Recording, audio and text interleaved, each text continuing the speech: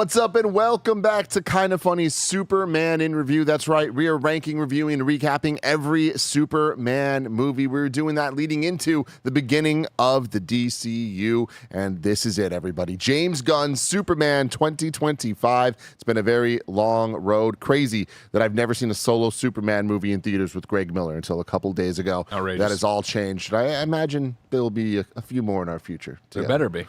We'll see. We'll see. I don't trust anything with Warner Brothers. That is yeah, very, very, very true. Of course, I'm Tim Geddes. I'm joined today by Andy Cortez. Hello. You have multiple musical instruments in front of you today. Yeah.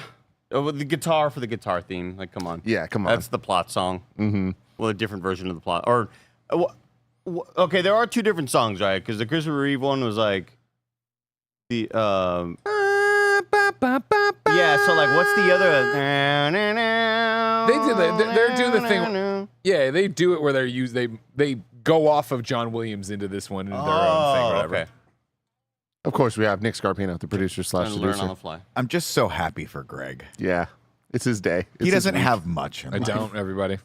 And, you know, he's taken it on the chin for a real long time with his DCEU movies. I have everybody. So I'm just Greg, Thank you. I'm going to give you a pass today. I'm not going to give you any shit. Just Ghostbusters licensing opportunity after Ghostbusters licensing opportunity. No one showing any interest besides you. Here Keeps you happening. are. Keeps happening. It does keep happening. Listen, I'm not with the monkey's paw. I don't give a shit that none of you like Ghostbusters. What do that they know? keeps happening. What do they know? But we are here today, of course, rounding out the group with the biggest Superman fan I know, someone who fashioned his life around both Clark Kent and Superman himself. That's right. Greg Miller. Hello, Tim. How are you? I am good. How are you? I'm excellent. I'm happy to be here. I'm 50% through the tickets I've bought so far for Superman, of course. I've seen it twice. Going tonight for the date night. Going tomorrow with you for date day. So, okay, we all at this table have seen the movie once at the legendary Kabuki Theater where I met the love of my life, Gia Tap Harris, Gia Geddes now. And it was one of my least favorite theaters in the fucking world. I hate that fucking place. Yeah, I will say that. Just getting ahead of it here. Like, our theater experience, not the best. Definitely excited to see this movie again. Greg made the right call. You saw it again. You're the only one that's seen it again. Thank you, Amazon Prime. You all had a chance to. You could have bought your own tickets, tried. and then when I walked around saying I have an extra ticket, who wants to come with me? If any of you would have said yes. I don't know if I ever heard those offers. You did, and you did. You did. I tried, says Andy. What did you try? How No, did you try? I initially tried to get those tickets from the Amazon thing without even knowing Greg was going to that. Because, you know, it was like IMAX, duh. That sounds like the preferred way to do it. Mm-hmm. And unfortunately, it was, here's a seat way to the left. Here's a seat in a different movie theater. Yeah. Like, or here's a seat 4 feet away. Is the seat in the theater 7, but you can hear Superman? Yeah. I almost had Andy when I was like, You I were so got an close. extra ticket to IMAX tomorrow. You want to come? And he's like, where are the Those close. seats? I was like, God damn it, really? Come on, Hey, get in but the any fucking consolation, car. I'm still thinking about taking you up on that offer. Shut up, you suck. You would have had me, Greg, if it weren't for the fact that tomorrow me and you are going to go see it in 40X for your first ever 40X psychotic. experience. You're going to love it. It's fucking I'm psychotic. excited. I don't like roller coasters, but I like I this know, movie. yeah. Blowing so much air at you, you're going to It's fucking gonna throw up. be it's going to be insane. So I'm sure there will be a Greg way about this, everybody. Oh, yeah. But hey, we're getting ahead of ourselves. We already saw this movie. We're going to talk about this movie. Of course, this movie is Superman. I want to let you know that this show's in review. Each and every week, we get together to rank, review, and recap different movie franchises. This week, we already did it once. Now we're doing it twice. Jurassic World in review continued on with Jurassic World Rebirth. If you want to get our thoughts on that movie, check out that episode wherever you listen to podcasts or watch our videos. It'll be there for you. Next week, we're going a little out of order. We're going to be doing Superman Returns, the 2006 with Brandon Routh. Wow. What a stark contrast that's going to Yeah, be we'll with this see. week. We'll see. As a reminder of everybody joining us for that next week, remember, Superman Returns, direct sequel to Superman 2. They act like 3 and 4 didn't happen. Thank you. Thank you, everybody. Keep We that in could mind. have done the Andy. same.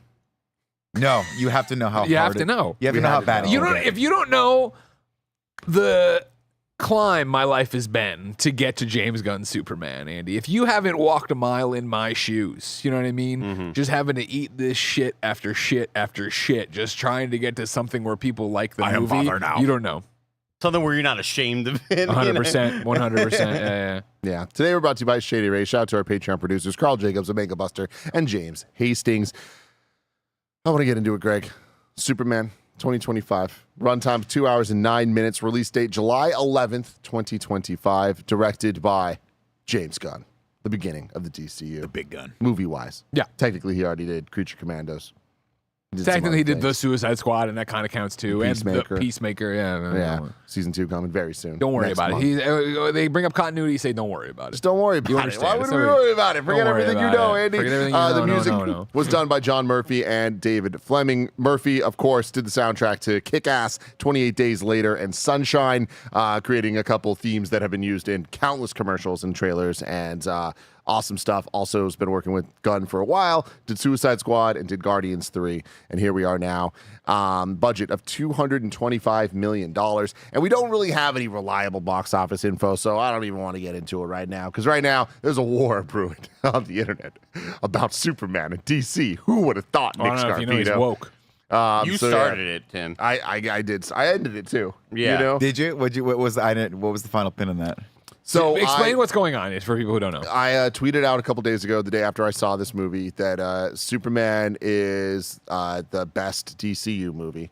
And then I immediately also tweeted Superman is the worst DCU movie. Both just factual statements, because this is the only movie in the franchise so far. And it really riled people up. And within an hour, the negative one had over 100,000 engagements. Yeah. The positive one, like 20,000. So you're saying that people actively searched out the negative tweet? I don't comment think on? it's so much that as much as it's the one being pushed. Yeah. think You know the what I mean? algo just I think knows the what's algorithm's negative. like, here It you just go. knows that Yeah, very anger disheartening sells. to see. Who would I'll have say thought? that. Who would have I'll thought? say The that. algorithm's pushing the hate. Who would have thought? But yeah, thank you, Kevin, for bringing that There up. it is. Yeah, where are we at now? 162,000 162,000 versus 59,000. It's like, I will say more likes on the positive one, though. Yeah. So They it's believe like, in hope. They believe in hope. I'm gonna look up everyone. I'm gonna tweet out Superman way too woke, and I'm gonna tweet out Superman not woke enough. We can push Let's further. see what happens. We can push I'm further. going to put money on that first one. I'll be honest with you. All right, that is the stats and stuff. We got to start with you, Greg. Hi. What'd you think of Superman 2025? You've seen it twice. I have. I think Superman, and this is spoiler free if you're in there. I saw some people debating what's going on. We will eventually do the plot recap as always. We will stay spoiler free, everybody, until then. I think Superman is a great movie. I think it's a great new start to a new franchise, new universe. But most importantly, I think it's a great modern interpretation of Superman. As somebody whose entire life has been a Superman fan and in the shadow of the Chris Reeve movie, right? Of, all right, he's too strong, he's too powerful, he can rewind time, he can do this, he's too much of a Boy Scout, he always knows the right. This movie has a lot of great answers for that. And I think in terms of depowering him, in terms of giving him an internal struggle, an external struggle that makes sense on screen, and surrounding him with characters who aren't bad but aren't him. And that you really look at a Hawkgirl, look at a Mr. Terrific, look at a Guy Gardner, and understand why Superman's different and why Clark Kent is different. And I think, you know, there's so much to say for me about this movie. But I did a Greg Way yesterday about my second screening. And what I thought was interesting is that I have these 4 screenings and they're all different. Yes, of course, they're all different in format, but they're also different in theme. Where screening 1, it turned out, was for work. Let's go there, and I got to remember the interview, and I know people are going to want my opinions, and I got to be on the Tonight's screening is date night at Alamo. It's Jen and I's favorite theater. We're going to go there. We're going to enjoy this. We're going to have a cocktail, have fun. She hasn't seen it. She's only heard me rant about it. Tomorrow's you putting me into a theme park ride and probably breaking my back. Well, you always break my back, but you know what I mean. Letting the movie theater break it this time. You know what I'm talking about, kid? Slap there. But I didn't anticipate that my screener that no one came with me to, where I took myself then on a date, was going to be for me. And it was like I just got to sit there and enjoy it. And I already teared up twice in the first screening. Same scenes got me again in the second screening. But this time at the end, this isn't a spoiler at all, right? You get the Superman title card and you get the symbol, full on, beautiful, bright. And our IMAX crowd clapped. And everyone was so happy. And I got choked up then and realizing that, and not even doing a bit or a character, but it's been like, man, I'm finally in a movie theater watching a Superman movie that is universally in this room liked. Whatever, you know what I mean? And for me personally, is the interpretation of the character I've told you all about, and you, listener, viewer, about for 18 years of like, he's Clark Kent He's not an alien. He is Kryptonian, but he's not ruled by Kryptonian, right? Like he is Clark. He thinks of himself as Clark. He thinks of himself as a normal human, and what that means to have these abilities and the backing of the Kents and that moral compass, that moral fiber, right? And to have what that would actually look like and be like, and to see him struggle with all that, like this movie is not far from perfect. You know what I mean? Again, if we were putting it on the kind of funny scale, I would say 8, but I might be grading down as probably 8.5. I feel like it's probably an 8.5 in my bones, but like I'm in the 8s. I think it's a great film. I think there's some stuff that I don't like, and we're going to get into and go through a whole bunch of different stuff. But overall, I was incredibly happy with this, and I think that's saying a lot for a movie we've anticipated so much, and so much is riding on, and we talk about so much, and the amount of times I've been burned. Yeah. And Cortez, I have no idea what you thought about this film. That was dookie. Okay. Beautiful soliloquy right there from Greg. I agree with him. I think this movie is great. Highly recommend watching it in theaters. It's fun. It is, I wouldn't even say James Gunn's, like, not even close to his best movie, and yet somehow still easily the best Superman version on a big screen, or I guess just on any screen that I've seen probably ever. And I think there are some decisions that, you know, in terms of filmmaking wise, like this movie's all about percentages in my mind. I'm like, man, if we had like just 15% more of this in there, maybe that final end would have been a bit more satisfying. If we had 10% less this, maybe I'd feel a little bit better about it. But I think that the flaws are so easy to overlook for me because of Clark and Lois. I think that they are just so amazing on screen. I love all the cast, really. And I think that they're so damn likable and enjoyable to watch. They're fun. They have a great sort of relationship, but they show realness at times whenever they need to. And yeah, I think the whole cast across the board was just a freaking blast. And it's got really awesome James Gunn action. I think that I just love the way he does action with these sort of close in, almost anime style shots with like the crazy depth of, or the crazy like FOV sort of thing. I will say that that'll get a little too spoilery. Anyway, it's a really, really good movie.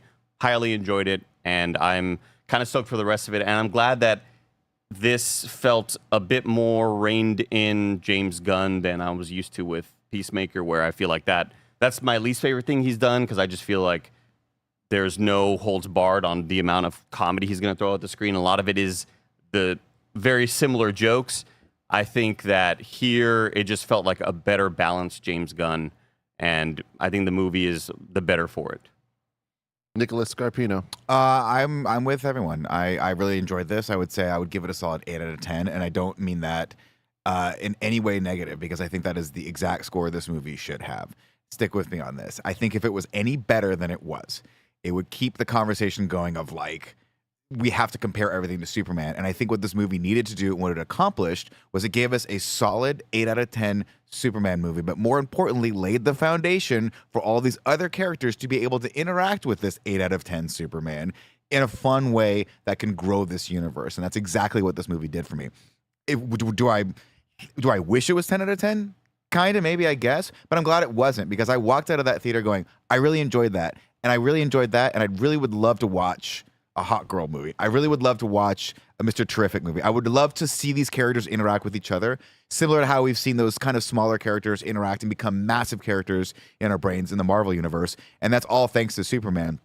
And now finally we can stop, in my opinion, debating about whether or not they can make a good Superman movie. That's done. They did it. We're good. It's not the greatest movie ever made. It's certainly not the worst. I had a great time walking out of it. I walked out thinking 8 out of 10. Greg and I, my mind is your mind. Yeah. And I do want to see it again with a movie theater that actually has sound. That would be great. That would be great. Yeah. Tim, what did you think? My mind is y'all's mind. 8 out of 10 for me on the dot. This is a great film, a great time in the theater. I highly recommend watching it. Very excited to see it again tomorrow. Echo Chamber, San Francisco. Yeah, 100%. Yeah, man, it was just the right amount of woke for me. If there was more, I don't know. But yeah, no, I thought that this was a great time. Thoroughly enjoyed the entire thing. I feel like, I watch movies a lot, and I enjoy going to movies, and I enjoy bad movies. I enjoy good movies, but I don't always enjoy watching movies. Like, there's a lot of times where I'm sitting in the theater and I'm like, oh, I get it. Go, go, go. Or like, this sucks or this is boring. And then cool moments happen. I'm like, I liked that, but I didn't like the rest. This movie just was entertaining the entire time. And I think that's credit to James Gunn. He's so good. He has such a house style that is applicable to many different stories, because at the end of the day, his stories are about people and they're about connections between people and the emotional resonance between them. And he's so damn good at that. We've seen him do it with the Guardians. We've seen him do it with the Suicide Squad. We've seen him do it with goddamn Scooby-Doo. Like, he's so good at this stuff. And for him to take a big swing with the Superman and not veer too far from what he does and what he does well, which is ensemble casts of like making you care about characters you might have thought you don't give a shit about. And we're talking about Superman here, which I think what I just said is so applicable to him. I don't need to repeat what y'all just said, but it's like for years I've been like, I don't care about Superman. He's too powerful. He's too this, whatever. He gets his ass kicked in this, like maybe a little too much. But at the end of the day, I really feel that this movie, to echo what Nick said, it is the level of quality that it had to be in order for the DCU to even have a chance at surviving. You can't start a universe with the Dark Knight. It's too good. Things will not live up to it. This is good, more than good enough to launch something. I think they made a lot of wise calls. I don't think everything's like great. I do think that there's certainly some criticisms we can leverage, which I'm sure we will. But. Yeah, exactly. Going through it, like there's a lot to talk about. I do think that this film is way more similar to Iron Man 2 and Age of Ultron than it is Iron Man 1 or Infinity War or like any other origin story for a character. In What do you good mean by and that? bad ways. I feel like this movie functions better as a building a universe movie than it does as a Superman movie. Got it. Which is why I think it's my favorite Superman. It's like, I feel like it's giving Superman room to grow. I imagine a sequel will deliver more on that. I feel like this is just a superhero movie in reverse thing that at this point in 2025, hundreds of superhero movies and dozens of, it feels like, cinematic universes and combining and uncombining and multiverse and all that stuff. Like, yeah, a little something different, breaking the format a bit, I think is the right call. And while some of those elements might not have worked in Iron Man 2 or Age of Ultron, I think they work here because James Gunn is good at introducing things we don't care about and making us care about them. So I was never caught up in thinking about, oh, why are they here? Or what's their origin story? Whatever. I just believed that they're there. That's important, right? And do I care about these characters now? Not necessarily, but I don't hate them. And I like seeing them interact. And I feel like we are building a foundation that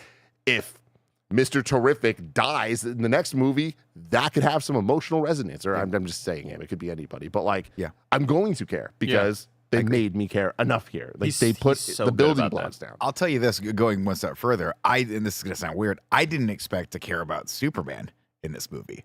And I know that sounds strange for a movie called Superman, but I didn't expect to have him be so like charming and three-dimensional to the point where I was like, oh, I'm along for your personal ride here. Because I think a lot of the Superman moments of like him being, having these crises of conscience or in the other movies sort of took a backseat to like the spectacle that is Superman.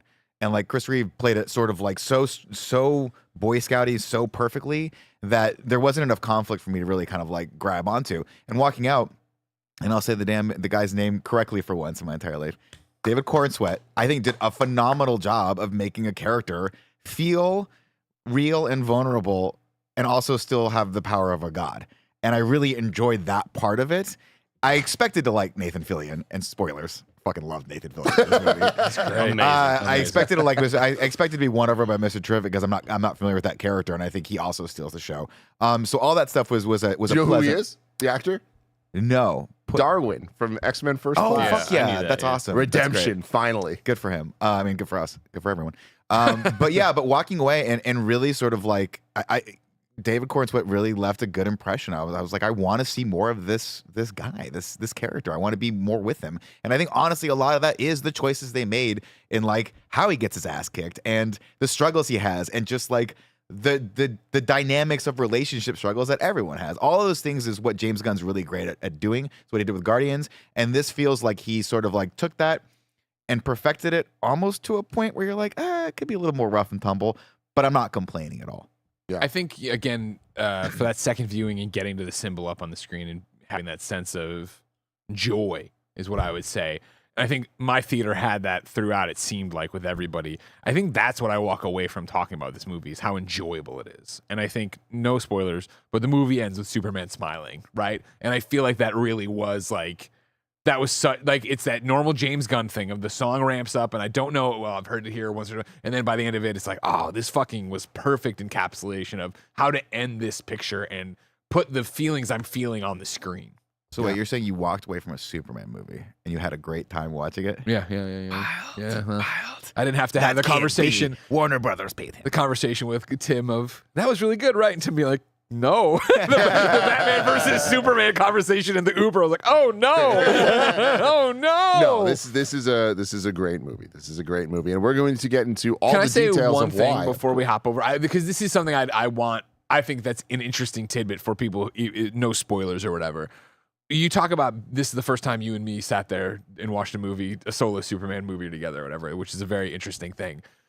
I don't even know if it's halfway, but in the middle of this movie, I realized something people are always foisting on me. Oh man, has Greg gone back and played The Last of Us Part 2 since he had a kid? Oh man, has Greg watched this since he's had a... And I go and do it, I'm usually like, yeah, it didn't affect me, it didn't have a thing, blah, blah. This was a crazy experience of watching this movie, and when Jonathan and Martha pop up and interact later on their first introduction, and then later on again, where I was like, oh man, I'm watching this movie as Jonathan. I've never watched a Superman movie as Jonathan. I've always watched it as Clark. You know what I mean? But here I am, and I think they do such a great job in their second and third scenes is what I would call them, of being parents, where I was like, oh my God. And those are the scenes that choked me up, of being like, holy shit, like that was an insane feeling I didn't expect, I hadn't thought of or anything like that. But like to be in that theater and be like, oh no, the way they're X, Y, and Z, I'm like, oh man, I know this so well. Yeah. Very, very cool stuff. We'll talk about all of it. We're about to get into full spoiler territory in the plot after a quick word from our sponsors. This episode's brought to you by Shady Rays. Get ready for the season ahead with quality shades built to last. Our friends at Shady Rays have you covered with premium polarized shades that won't break the bank. Shady Rays is an independent sunglasses company offering a world-class product rated 5 stars by over 300,000 people. They have hundreds of options to choose from, so you're bound to find the perfect pair to match your style. If you don't love your shades, exchange them for a new pair or simply return worry-free within 30 days. There's no risk when you shop. Their team are always there to have your back with personal and fast support. Y'all know I've been outside a lot playing Pokemon Go, and it's such a great experience wearing Shady Rays when I'm out and about looking dope. Exclusively for you, Shady Rays is giving out their best deal. Head to shadyrays.com and use code FUNNY for 35% off polarized sunglasses. Try for yourself the shades rated 5 stars by over 300,000 people. Again, go to shadyrays.com, use code FUNNY to get 35% off polarized sunglasses. Yeah.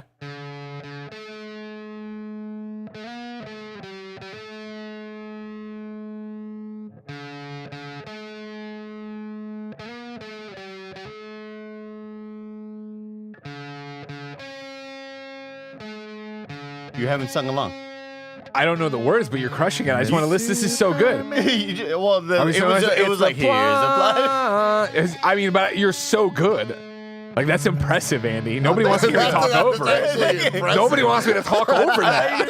Okay. You were fucking killing. I was in the zone there. You get emotional. Great, brother. 3 centuries ago, metahumans came to Earth and made their presence known and ushered in the era of gods and monsters. 3 decades ago, a Kryptonian scientist and his baby in a spaceship, and it landed in Kansas. 3 years Damn, ago, he memorized all this. 2 viewings, baby. man, trust me, I'm locked in when I'm trying. I'm like, I gotta fucking love it. 3 years ago, that baby was a man. And he revealed himself to the world as Superman, the most powerful metahuman of all time. Dingling out. Exactly. Yeah. Well, no, that was speech 3 leak. decades ago. Yeah. He didn't. No, 3 he's years still ago, he keeping didn't it show up like, I'm Superman. Why Look not, at his baby? cock. Indecent exposure. Wow. 3 weeks ago, Superman stopped a war between, and this is something I was upset about. Because I have the toy and I've been going back and forth, right? But I swear to God, when you go watch this film or when you watch it again, Lois and Jimmy are putting way too much ba on the front of it, and everybody else is saying but, and I'm like, so I'm settling on Boravian, the Boravians, Rave is very pronounced. When they invaded the country next to them, Jarhanpur, where they went in there and screwed up that. Superman showed up and said, "Not on my watch. Fuck that shit up," right?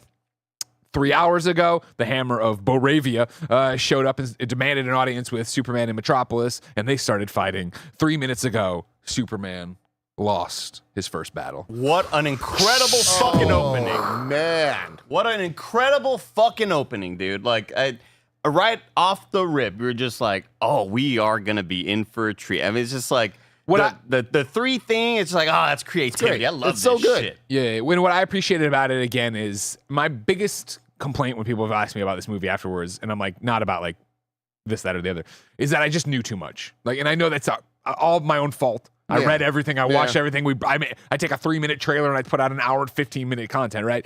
But it was like, this opening is not what I expected. Yes, Jay Woods, it's spoiler time. Sorry. Oh, yeah, we're in spoiler time for sure. I did not expect to open up on the teaser scene we'd been given, right? Trying to place these things together. I was like, oh, that's really that was interesting. ballsy, by the way. Yeah, they put that out. The first thing we've seen of this movie is that. And you're like, oh, we're going to get that. Surely that'll be the halfway point, the point of like, his no return, to the point of where he's like most fucked up in the movie. Oh, no, it's the first scene. The very first scene. Hell yeah. Of course, then if you already know it, you saw the movie too, smashes down, he's fucked up, he's bleeding, he does the thing, does the whistle, Crypto runs and jumps on top of him, plays with his leg, does He's got the a whole good thing. mouth form for the whistle. Sure does. Yeah. Visually, it was like, that's a good looking He's about to whistle. mouth. It's a super whistle. That's a super whistle. I know we're like 5 I seconds. know, but we ago. got to do it. I Go know. for Let's it, have Nick. some fun. Wait, which one are we doing? Because Just go. I'm doing. I mean, I don't know if we do Secret Delights for this or not. Yeah, we do Secret Can we Delights for do this. Secret Delights? Yeah. Yeah, Super these Secret songs. Delights is what we call them. Yeah. Hit the song. Oh, there's It's super. Ooh, it's secret. It's a super secret delight. super secret delight. What's everybody? Welcome to a podcast within a podcast, Super Secret Delight, where we tell what our favorite thing that was a super secret from the movies were. It's not a ranked list, but it looks like this so far. And Superman, Tim was happy with the Super Secret Delight of super horniness. Superman so 2, horny. I really liked Ursa's leg opening, and Tim liked Lex Baby. And Superman 3, I liked Christopher Reeve in a tux way too much, specifically between his shoulder blades. Good God. Superman 4, Tim liked the classroom scene in Jeremy. Fucking Jeremy, dude. That Andy. goddamn kid just sitting all alone being weird. Hey, Mr. Miyagi. Do you Andy- think Superman could get rid of all the nukes for us? That'd be great. Andy had two different super secret delights in Superman 4. Number one was Nick getting up and offering to get drinks. It's gonna happen again soon. And then the other one was the nuclear man hair. Oh, yeah. For And Superman, then in Jurassic World Rebirth, I love the suitcase. we're not, no, that's a different show. Love No, put that it in suitcase. A little, it was awesome. That wasn't little super seatbelts. secret delights. That was just secret delights. I will say I think my most surprising and my favorite part of this film, which I thought I was like, I'm gonna be annoyed by Crypto, and you kind of are halfway through the movie. I could not have in my wildest dreams thought that he was going to make me cry with one line from Superman about this fucking dog. And it is the heart of the movie. It is that one line is why I was like, I love this Superman. What line? He's just It's a when dog. He goes, he's just a dog, and he's not even a very good dog, but he's out there and he's probably scared. Yeah. Oh, God. And I was Oh, like, dude, David Cornsett's so fucking good. I didn't know anything about this dude before this movie. Me Put him in neither. everything. Twisters. Twisters, but that yeah. to me, I was like, word? that's our Superman. Our Superman is a guy who's literally willing to risk his life for some Dog he for a doesn't dog like. he doesn't even like because the dog's scared and he knows the dog's scared. And it makes no sense. And he's gonna go do it. And he's gonna put himself in like the worst situation I've ever seen Superman in because of this dog. That was my secret delight. 1000% you crush it of that scene and that thing. And I think so much of that, if you were to talk to a comic fan, is pulled from Superman Up in the Sky by Tom King. Superman Up in the Sky, the idea is that this one girl gets kidnapped out of the backyard by aliens. And when Clark's doing a reporting on it, as the stories are all breaking, and her friend who was playing with her, maybe her sister, I forget. I think she might be a foster kid, is like, she was playing with her Superman toy. She dropped it. She's not scared. She knows Superman will save her. And Clark has this crisis of just like, it's a needle in a haystack that this girl's been taken into space. We have no leads, no nothing. He has the Green Lantern Corps looking for it. He's done all the things. Batman scanning, yada, yada, yada. But it's like, he keeps debating if he should go off and do this. And of course, some people are like, yes, you should. Batman is like, You should. You're Superman. You're the only one who can. And other people are like, well, no, there's so much other shit to worry about on Earth. You're our protector, right? And then let alone Clark being a married man, doesn't want to leave his wife for, you know what I mean, all stuff. And the story is that, of course, he's Superman. So he goes to save one girl because he can. Like, he's the only one who can do it. That's cool. And it's this awesome book that everybody loves, and you should go do it. Tom King, amazing person. He'll come up, I'm sure, later when we talk in a little bit. Oh, stay in the Secret Delights. Secret Delight. We're still here. It's out of order plot-wise, obviously, but just for being in the podcast, I want to give my Secret Delight. Please. Which was Peacemaker. John Cena showing up on the talk show. Oh, I thought you were gonna say Jimmy Olsen. No, I don't think Jimmy's a Secret Delight for me.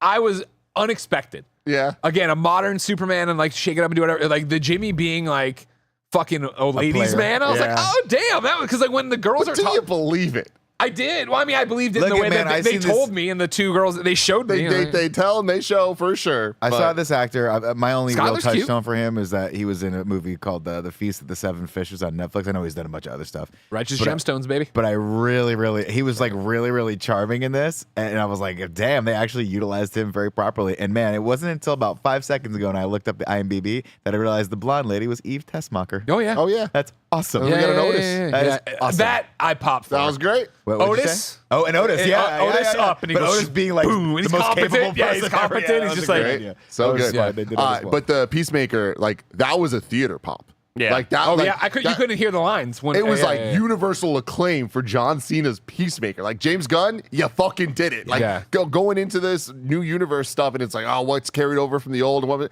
doesn't fucking matter. Good characters are good characters. Like we're here for this shit. Like that was awesome. Yeah. Now, we still may have been able to hear the lines if we were in any other theater. I heard it in Keep that in IMAX. mind. In Yeah, IMAX, okay, I was yeah. able to hear of him Big talking him pop down. He and- thinks he's better than you. He does this. Doesn't kill. Great Thinks line, he's yeah. cool about it. Super blah, blah, blah. awesome. So, anyways, Super Secret Delight. we're done.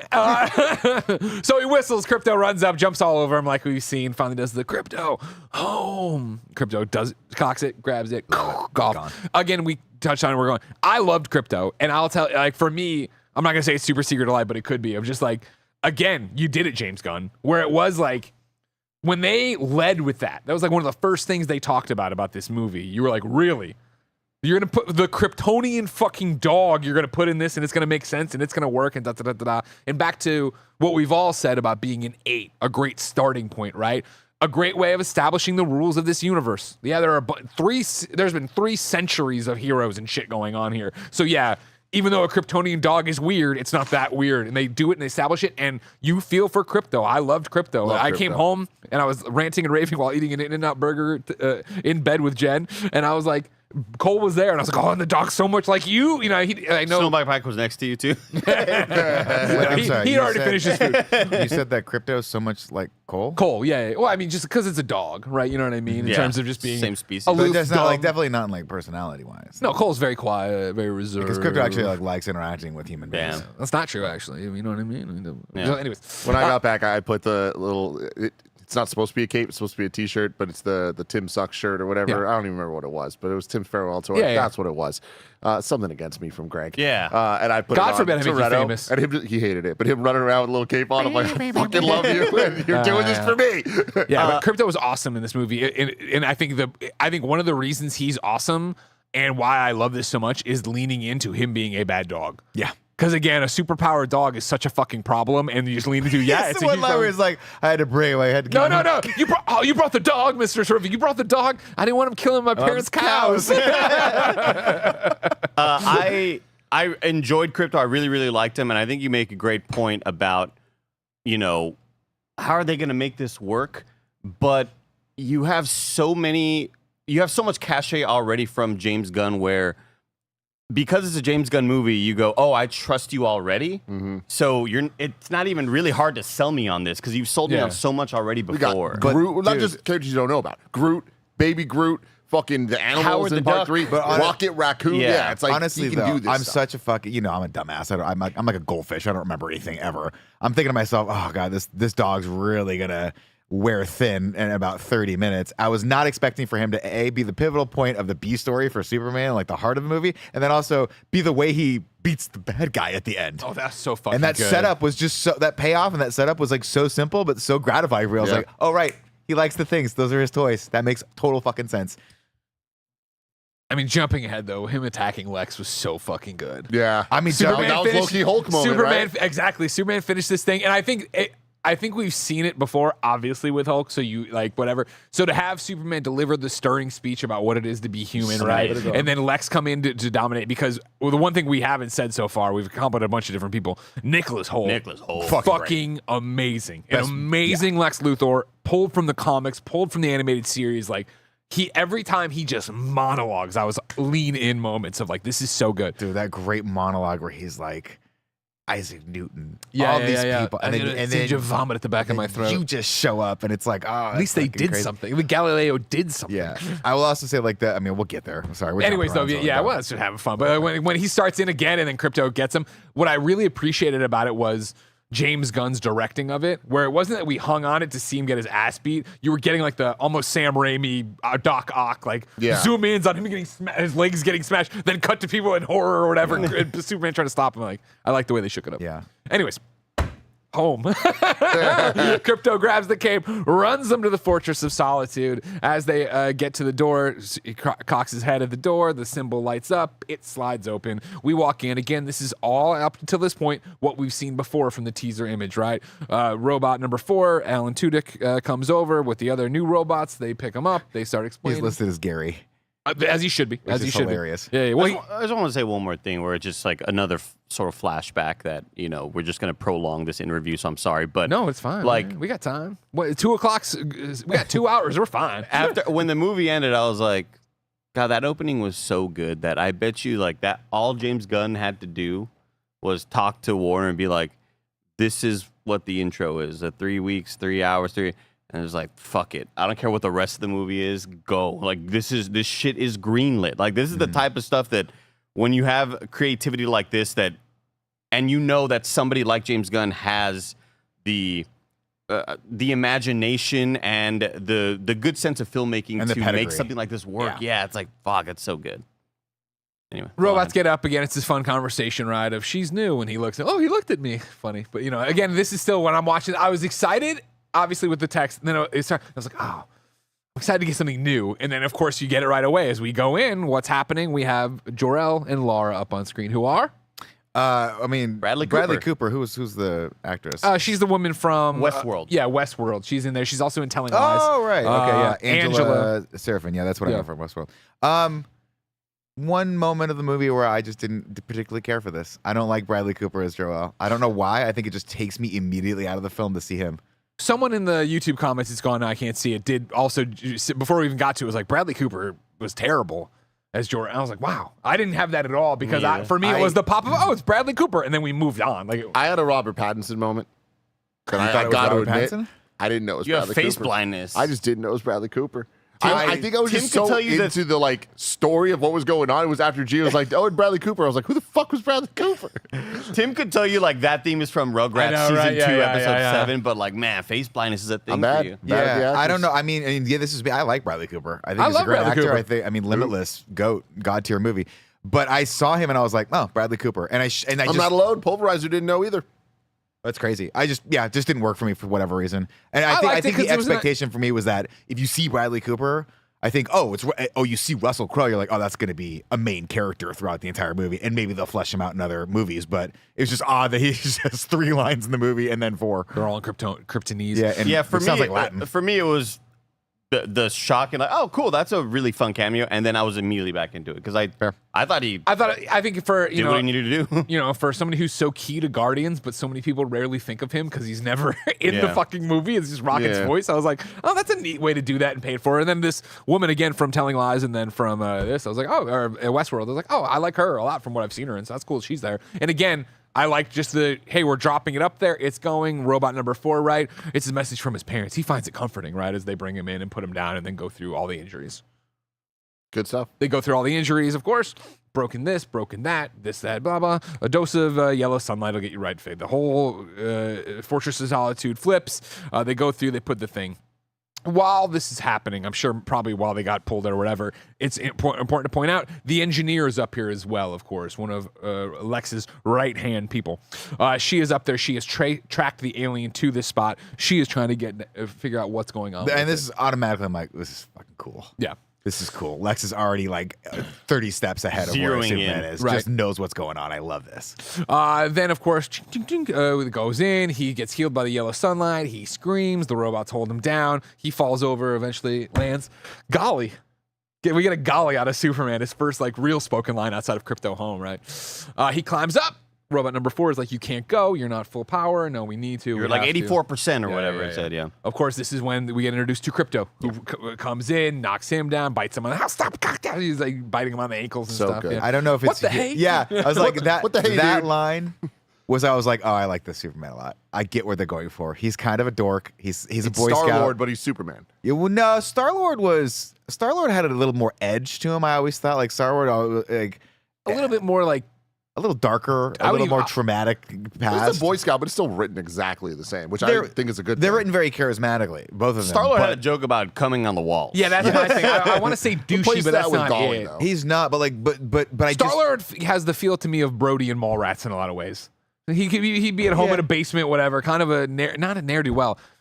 Listen, he's not up to his potential, I feel like, Yeah. when we meet him in Guardians. He didn't know the alien girl who's banging. Like, oh, She I was forgot so you're hot, here. too. You know, yeah. But I just love that he's in his own fortress. It's just the robots that presumably he made, and he still doesn't want to swear in front of them. That's how our he is. Superman. That's his core. That's his What the hey, core. dude? I was like, oh. And what I that's liked so about good. it, It's so funny to me. what I like about that, what I like about Golly, he has a gosh in there too, maybe a gosh darn later on. But I like that it wasn't like in your face, pounded in there, No, like, it's just how he nor talks. was exactly. It felt natural. It Yeah. didn't feel like he was actually going out of the way not to say hell, not to say this, not to say that. yeah, which I liked. Oh, that's mom and pa right there. However, though, I also appreciate that the Hammer is fucking up Metropolis. He's come all the way to heal here, gets stopped by Crypto, does the thing. He's about to leave, and then he goes, "Wait, what the? Why in the fortress is all smashed to shit?" Right? And he's like, "I told you to watch the dog." And Alan Tudyk delivers such a dry line that I'll never be able to replicate. I'm just like, yeah, he knows we're not flesh and blood, so he knows that we just can't care about him. We don't care about him. We feed the canine or whatever. And it's like, that's funny as hell. And then yeah, he goes to leave, and Crypto does the whine, and we got to look back before Superman does take off. Engineer sees him go. He's leaving. Dude, let me just say, Alan Tudyk is somebody that, like, I would love to have Alan Tudyk's career of just like, Sure. he's just kind of in all these amazing things. He's in the largest fucking, he's in Star Wars. He's in all these amazing franchises. He's just like the dude you go to for that sort of certain voice. Not that he's always playing the same role, but what an awesome lane he's carved out for himself. He rocks, dude. I love him. Did you end up finishing Andor season 2? No. There's too many video games, man. Hell yeah. We're in Arrakis, Dude, dude. we're in Arrakis, bro. The Shai Hulud looked at me yesterday. And they kept going. Yeah. Did you hear about the base? Who has it? The guy. Oh, Washburn's base He's is got a an- base. It's man. like It's it's to a point. insane. It's to a point They where you got go over to your friend's whirly birds. house and you know your friend's like dad's like a really good lawyer, Yeah. but you just didn't know, and you go over there like, holy shit, they're living a different life. Oh, there. wow. This was like your pool house. Oh, your dad has a Fuck, Ferrari. I Yeah, didn't know my that. God. Yeah. Engineer sees him, leaves, radios to Lex that the alien has left. This is where you get a little bit of who she is, right? Of like, she mentions that she sacrificed her own humanity for this mission. That's how much she believes in it, kind of thing. I'm gonna just toss it in here because Batty. I don't mind. She wants to go. He says stay. She eventually sees the fortress and sends the video back to HQ in Metropolis. But she sees it sink in. She says she could drill down. Lex says, "You've done enough. This is exactly what we needed. We're not gonna fail today because your hubris. Come back to base." She flies back. I to love the Metropolis. visual of it twisting as it goes into Yeah, the very ground. cool. It's Very, so very cool. cool. Yeah. And Right. you're like, and again, you start wondering what's Lex got up his sleeve. He's super smart. This is scary. He knows where it is. What's he gonna do? I start getting scared for everyone in there, Crypto, Superman, all this stuff. That's a perfect place to put me. Yeah. If you watch all our reactions, I already told you it was going to happen. And anyways, we get back to Metropolis. Well, we get Superman flying, right? And he's buzzing the thing, and he's going through clouds, and we're seeing all the cool stuff. Second only thing that I don't love in the movie. I did not love him. I like the flying effect. That was cool. The chest coming up, the symbol coming out, for whatever reason, the way it was animated and came out really struck me as like CW show. I did not like the title treatment of this at all. I wish they I'm had with not you done on that. Really? Yeah. Yeah, The flight I thought was cool. I liked the camera spinning and all that stuff. But yeah, it was just a felt weird little- moment for the title too. I was like, Yeah. he needed to like beat the guy down, and then it's like Superman, but we just never got a wow moment like that. I agree, and was immediately kind of drawn back in with the crescendoing music and the flight and act. Like when those moments are meant to be goosebump chill moments, and like those still hit for me. And yeah, the logo treatment, the title treatment wasn't as cool as it could have been, I feel. It just needed to be simpler if you're gonna do that. Like leave the S in the sky and let it just say Superman as he flies by or something like that. But having said that, there is a moment, we'll jump ahead a little bit, when he's flying back to the Fortress of Solitude, where if I'm not mistaken, and you've seen it like 9 times, like ice starts to form on his head. Well, yeah, you're talking about when he realizes. He Wait, flies- how do they get the message? And he goes. And he flies so fucking fast. He's like, And he's flying through the Arctic, and you just see ice, and it's just subtle effects like that. I'm like, wow, Good that's stuff. the coolest thing that's ever happened. Of course, we get back to Metropolis, where yes, the Hammer of Boravia is demanding Superman, is heat visioning the tower there. There's people in there hiding. Of course, Superman gets in the last second, gets in front of him, turns around, is everybody okay?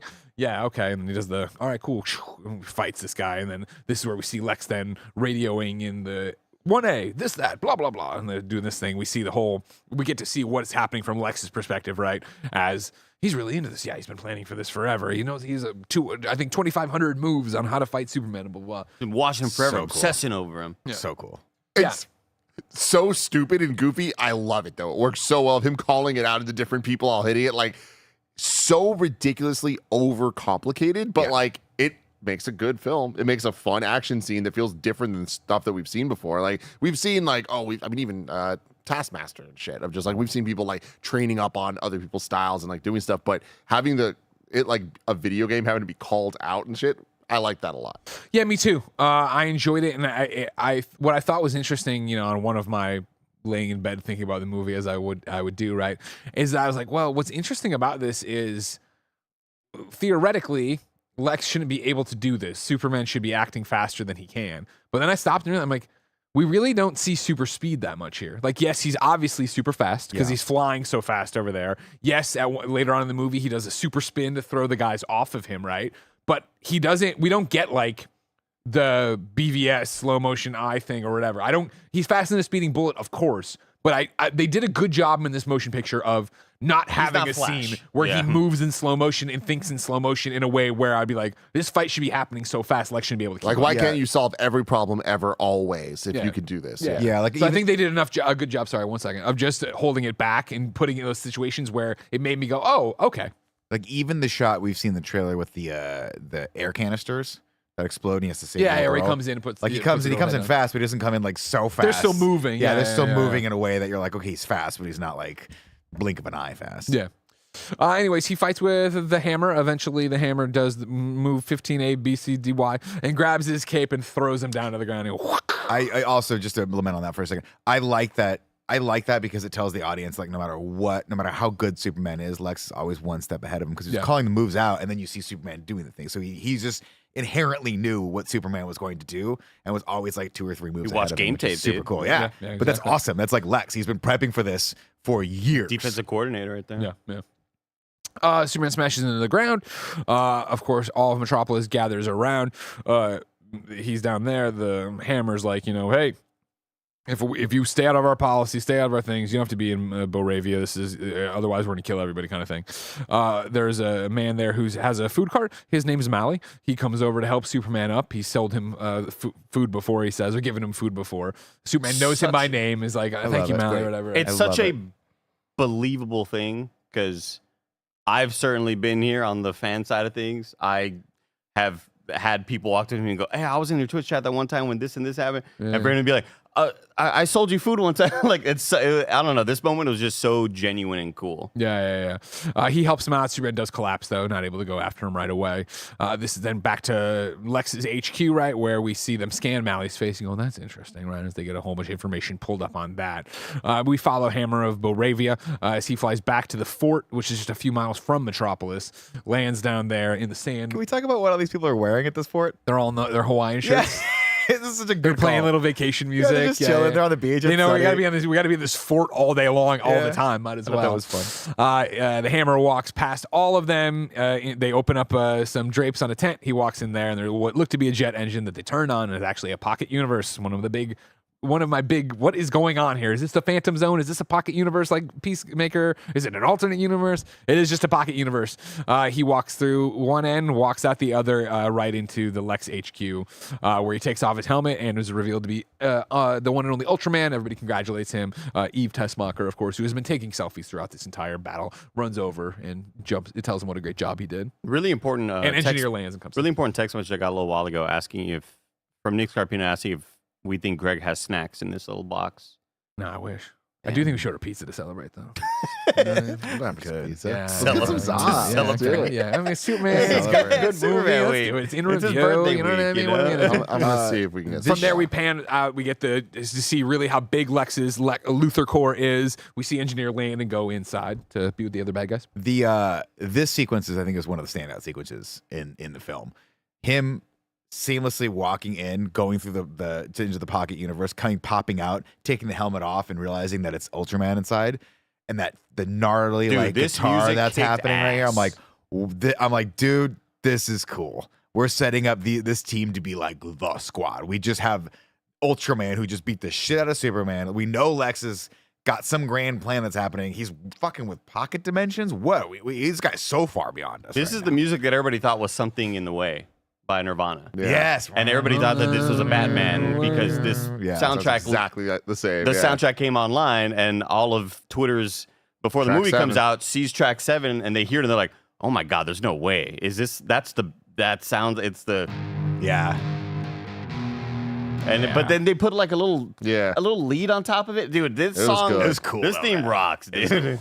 We get a great shot then, like I said, of the Luthor core building, Engineer going in, bam, and then boom, the next shot is the Daily Planet. We have the big globe on top of the building. We come down to street level where we see David Corn Sweat as Clark Kent.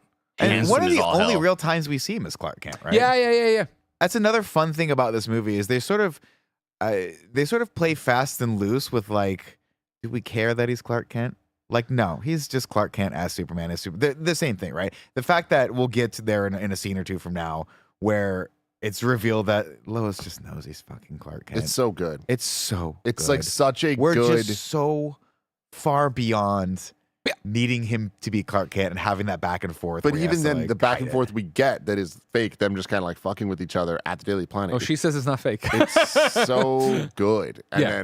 then when they get the reveal so quickly, I was like, thank you. Like it's so nice to be watching this movie after watching the last four and just being like, oh, so much Yeah, of what we we don't didn't have like. to deal with this. We don't need to deal And I with it. love these characters. Like they're amazing actors.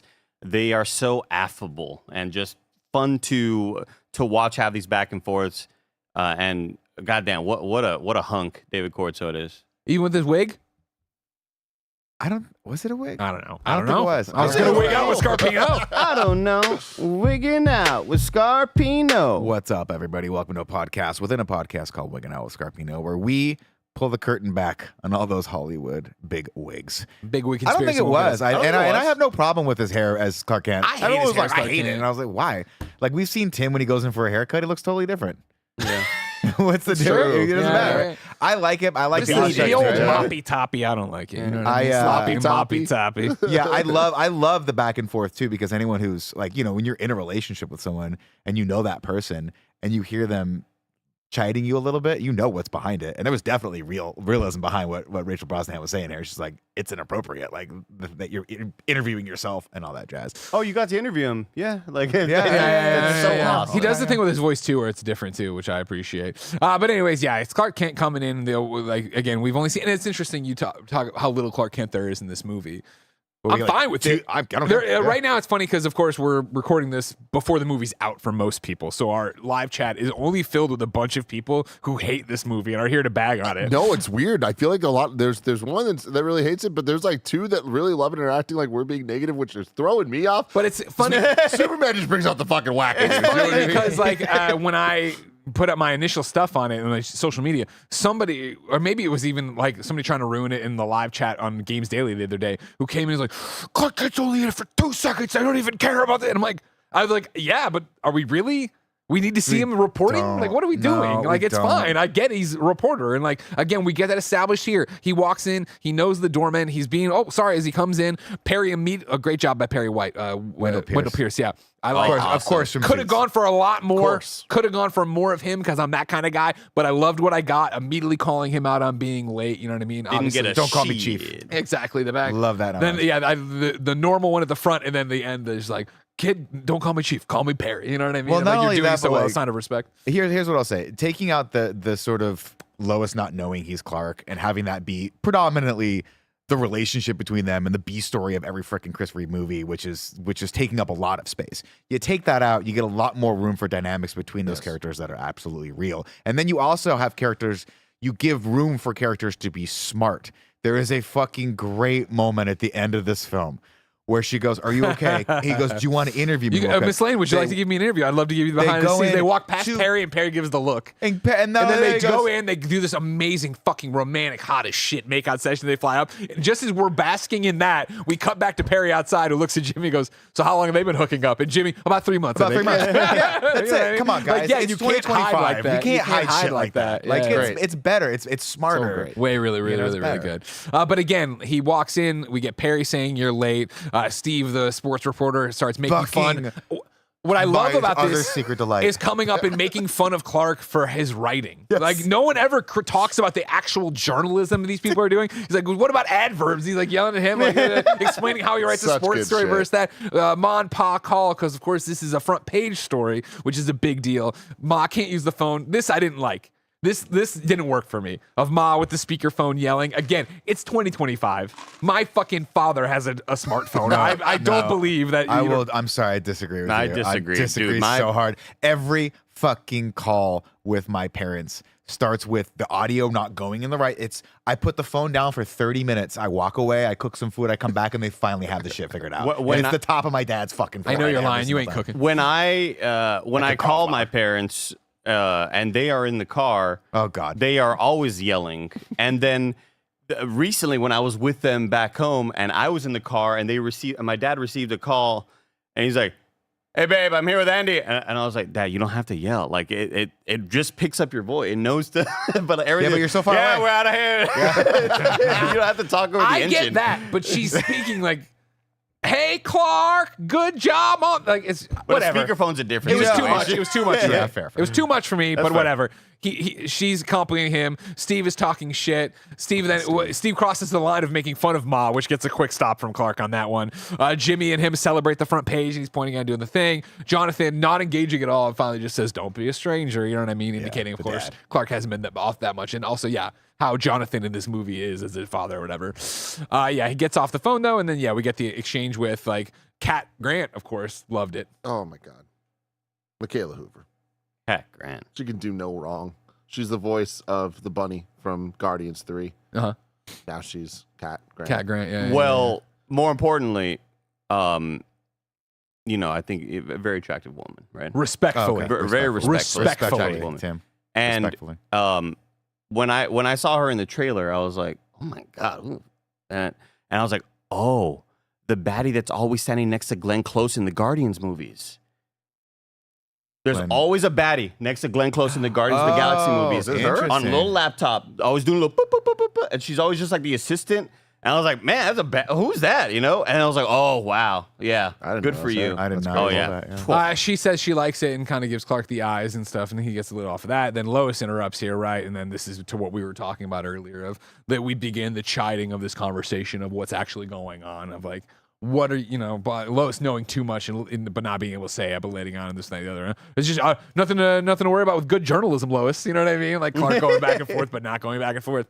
This is interrupted by the president of Boravia giving his presentation up there, talking about how strong the relationship is with America and how he doesn't need, they don't need Superman's intervention and da da da da da da.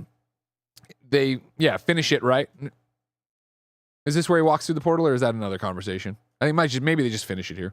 We'll just say they finish it here. Yeah, I'll toss in. Who gives a shit? They remember eventually he walks through a portal and Ultraman's holding a donut and Lex is there. I brought you a donut and this, that, the other. Blah blah blah blah. That's great. Yeah, and then he grabs the donut and eats it. It must have been later I because think that's definitely later. where we because need to go from here, of course, is that we go to the Pentagon.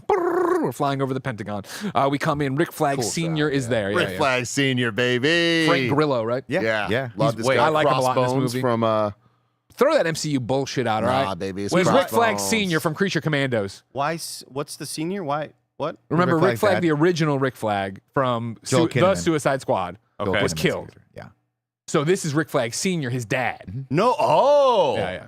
Oh shit. Because Okay. James Gunn's keeping that. I just assume that's going to be another Rick Flag. Or that's And you just- know what? No. Okay. Frank Grillo, good on him. Good on He's him. been dodging the mainstream, like people being really, really like him being in the mainstream for the longest time. You know of him. He's had the shows. He was in the Winter Soldier, all this stuff, and now we've got this character. I'm like, this is He's the a guy Shea you're going to Wiggum. be. He's a Shea Wiggum type. He is a Shea Wiggum type. Thank you. Where you see him and you go, I know that guy. I know like that guy. I Put know him in that more guy. things. He's You actually cannot help but stare. Goddamn, look at that head of hair. Andy, let me tell you something. Welcome to a podcast called Goddamn, Look at That Head of Hair.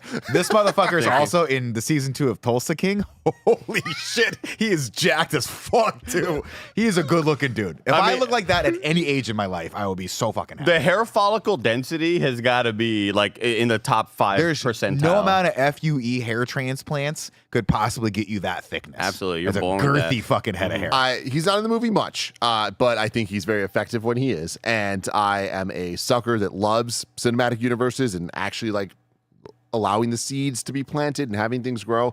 I love that so far everything that is canonically DCU, Creature Commandos, what we have of Peacemaker, like even just the trailer for season 2 and this movie, we're seeing so much overlap. Like there is so much connections, and like the fact that like Frank is the voice of Rick Creature Flag Commandos, yeah. in Creature Commandos, and other characters and appear, and we see Hawk Girl and Guy Gardner in the trailer for Peacemaker. I'm like, this is just great. Like a very good start to having the TV stuff, both animated, live action, connect with the movies in a way that doesn't feel like you fucking have to watch it, but it just enhances the experience that when they pop up, I'm like, I fucking like you already. You know more. You have the encyclopedic mentat knowledge. Was one of the other guys in the room here? Are they associated with Peacemaker as well? Like the FBI and the head of the secretary or the security secretary or whatever? I didn't think Okay. no, I He thought said, They were great. he said Mentat because we've been playing a lot of Dune Awakening. Oh yeah. That's my Yeah. class of Mentat. There it is. I'm a trooper. Anyways, we come in here and it's all these different Pentagon people. Most importantly, Rick Flag. One guy has a lot of speaking lines in here, but most importantly, Lex Luthor is in here, and he's of course laying out the idea that Superman is moving on his own accord, not acting like this. We need to take control. We have the peacekeepers. Is that what they call them? No, that's not right. No. What was it? Chat. Let me know. I forget the name of his thing. More importantly, of course, he has the engineer. Planet Watch. Planet Watch. Thank you. And the logo is So bad. Like you hired like AI to do it. Yeah. It was exactly. so perfect. Of course, he runs through the engineer, of course, explaining that she's given up her humanity. He's put nanomachines into her blood that she can now control and do all this different stuff. He's got Nanomachines. He's got Ultraman, who he's created. Of course, we see him throwing a bus and doing all this different shit. Turning on the light for him though. Yeah, and then of course he's like, you already know the Raptors, and he shows his suits or whatever. And then it ends, and he nods to Ultraman and goes, "Ooh," and hits the light and Let's turns the talk about lights these on. Raptors for a second, because I was confused a bit, because it's a person in a suit. Yeah. Right? So later in the movie, when Superman fucking heat blasts all of them, they all fucking just fall. We see them. Bah, bah, bah, bah. Those are humans in suits. Yeah, that's right. Some of them are But not walking Superman away is from hitting that. with such precision. Of course. That he's just okay. depowered. There is a line in this movie that I appreciated that we definitely didn't hear my first screening. I caught it in IMAX. However, my brain has mushed a bit, and I think it's Guy Gardner. But again, Peacemaker also has similar complaints about Superman. But there is, Guy Gardner calling Superman out, I believe, and he does say, "Come on, and this guy only kills if he absolutely has to." And I thought that was an interesting wrinkle to put in there. Well, of we course. also have a line later where she's like, where Hawk Girl's carrying the Bolivian guy. Yes, but this is more about Superman's character. But yes, Yeah, there is fair. the. and then she's like, I'm not Superman. I'm not Superman. Fuck you. Kills his ass. I love that. Anyways, though, this conversation happens. Blah, blah, blah. It all ends with basically them saying, "Hey, Lex, I agree this could be a problem, but Superman's popular right now. Less popular every day, according to online chatter, which is then a great callback later on. It's so good. But here it is, the thing of like, listen, he hasn't he's done this, sure, but like, unless we have proof of intent, we couldn't ever give you clearance to go do this." From there, we go to Lois Lane's apartment.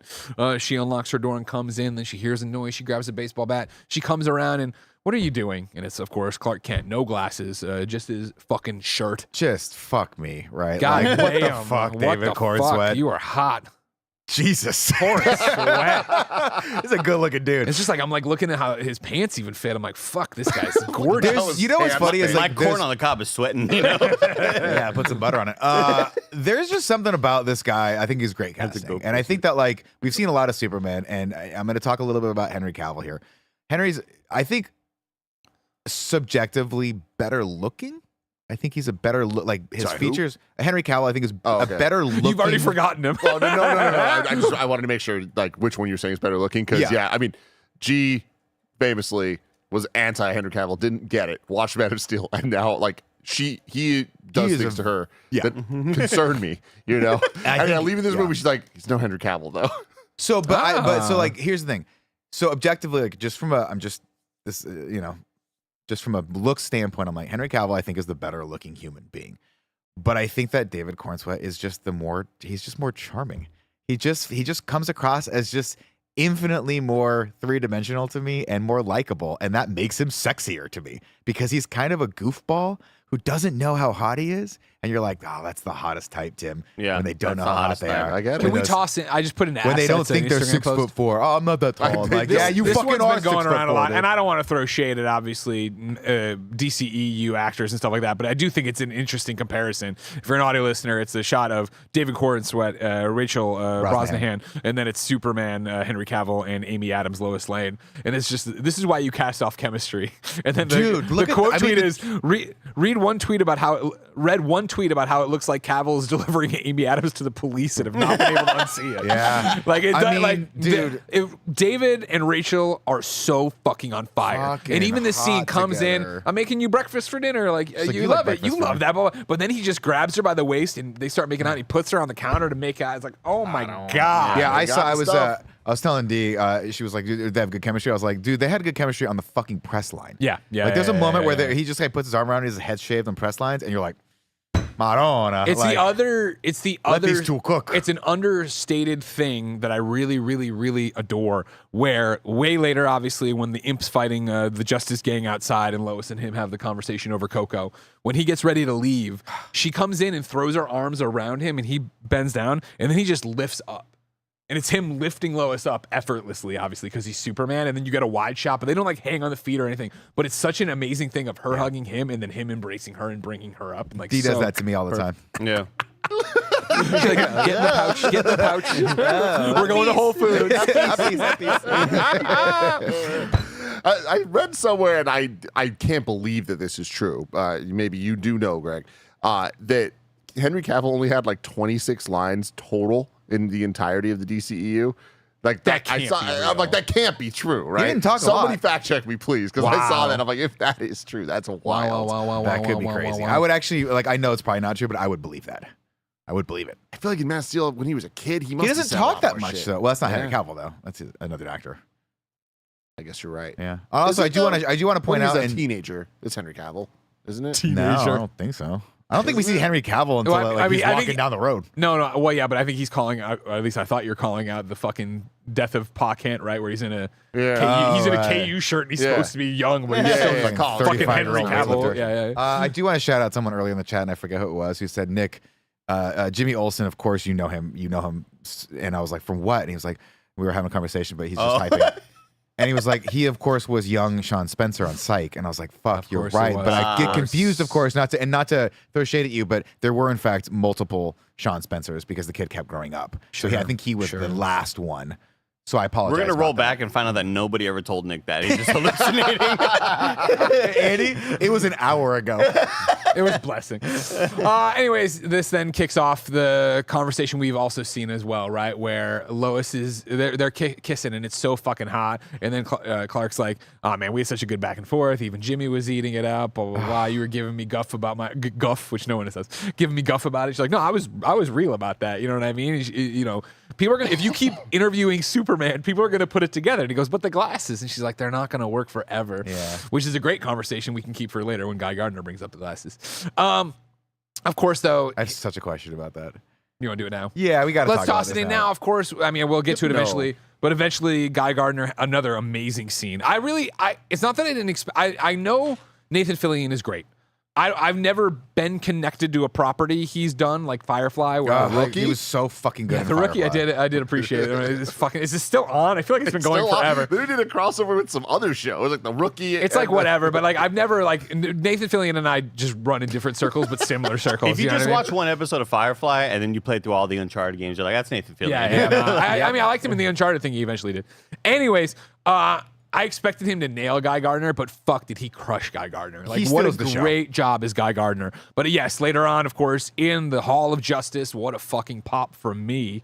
Holy fucking shit. And then I'm sure, I assume it got lost on all of you. Again, 3 centuries of superheroes, all right? Justice League, of course, is before them, the predecessors are the Justice Society of America. There's a mural that's being JSA. painted. Yeah, good job, nailed it. course. There's a mural being painted inside of the Hall of Justice that features all of them. You see Dr. Fate's legs. You get Wildcat in a nice that's shot or cool. whatever. They never linger on it, but like in the last wide shot where Lois insults Guy, you can see Wildcat up there and a couple others, and I'm like, that's fucking cool. They're like, this happened, this existed. I couldn't focus on any of that because I was laughing so hard that she could just pull right up to the Hall of Justice. Yeah. Like the loading zone, just walk in. Like it doesn't fucking matter. Yeah. God, I love Anyways, that. though, there Great he does question throw from out Vic Rattler, who says, how's he still a rookie?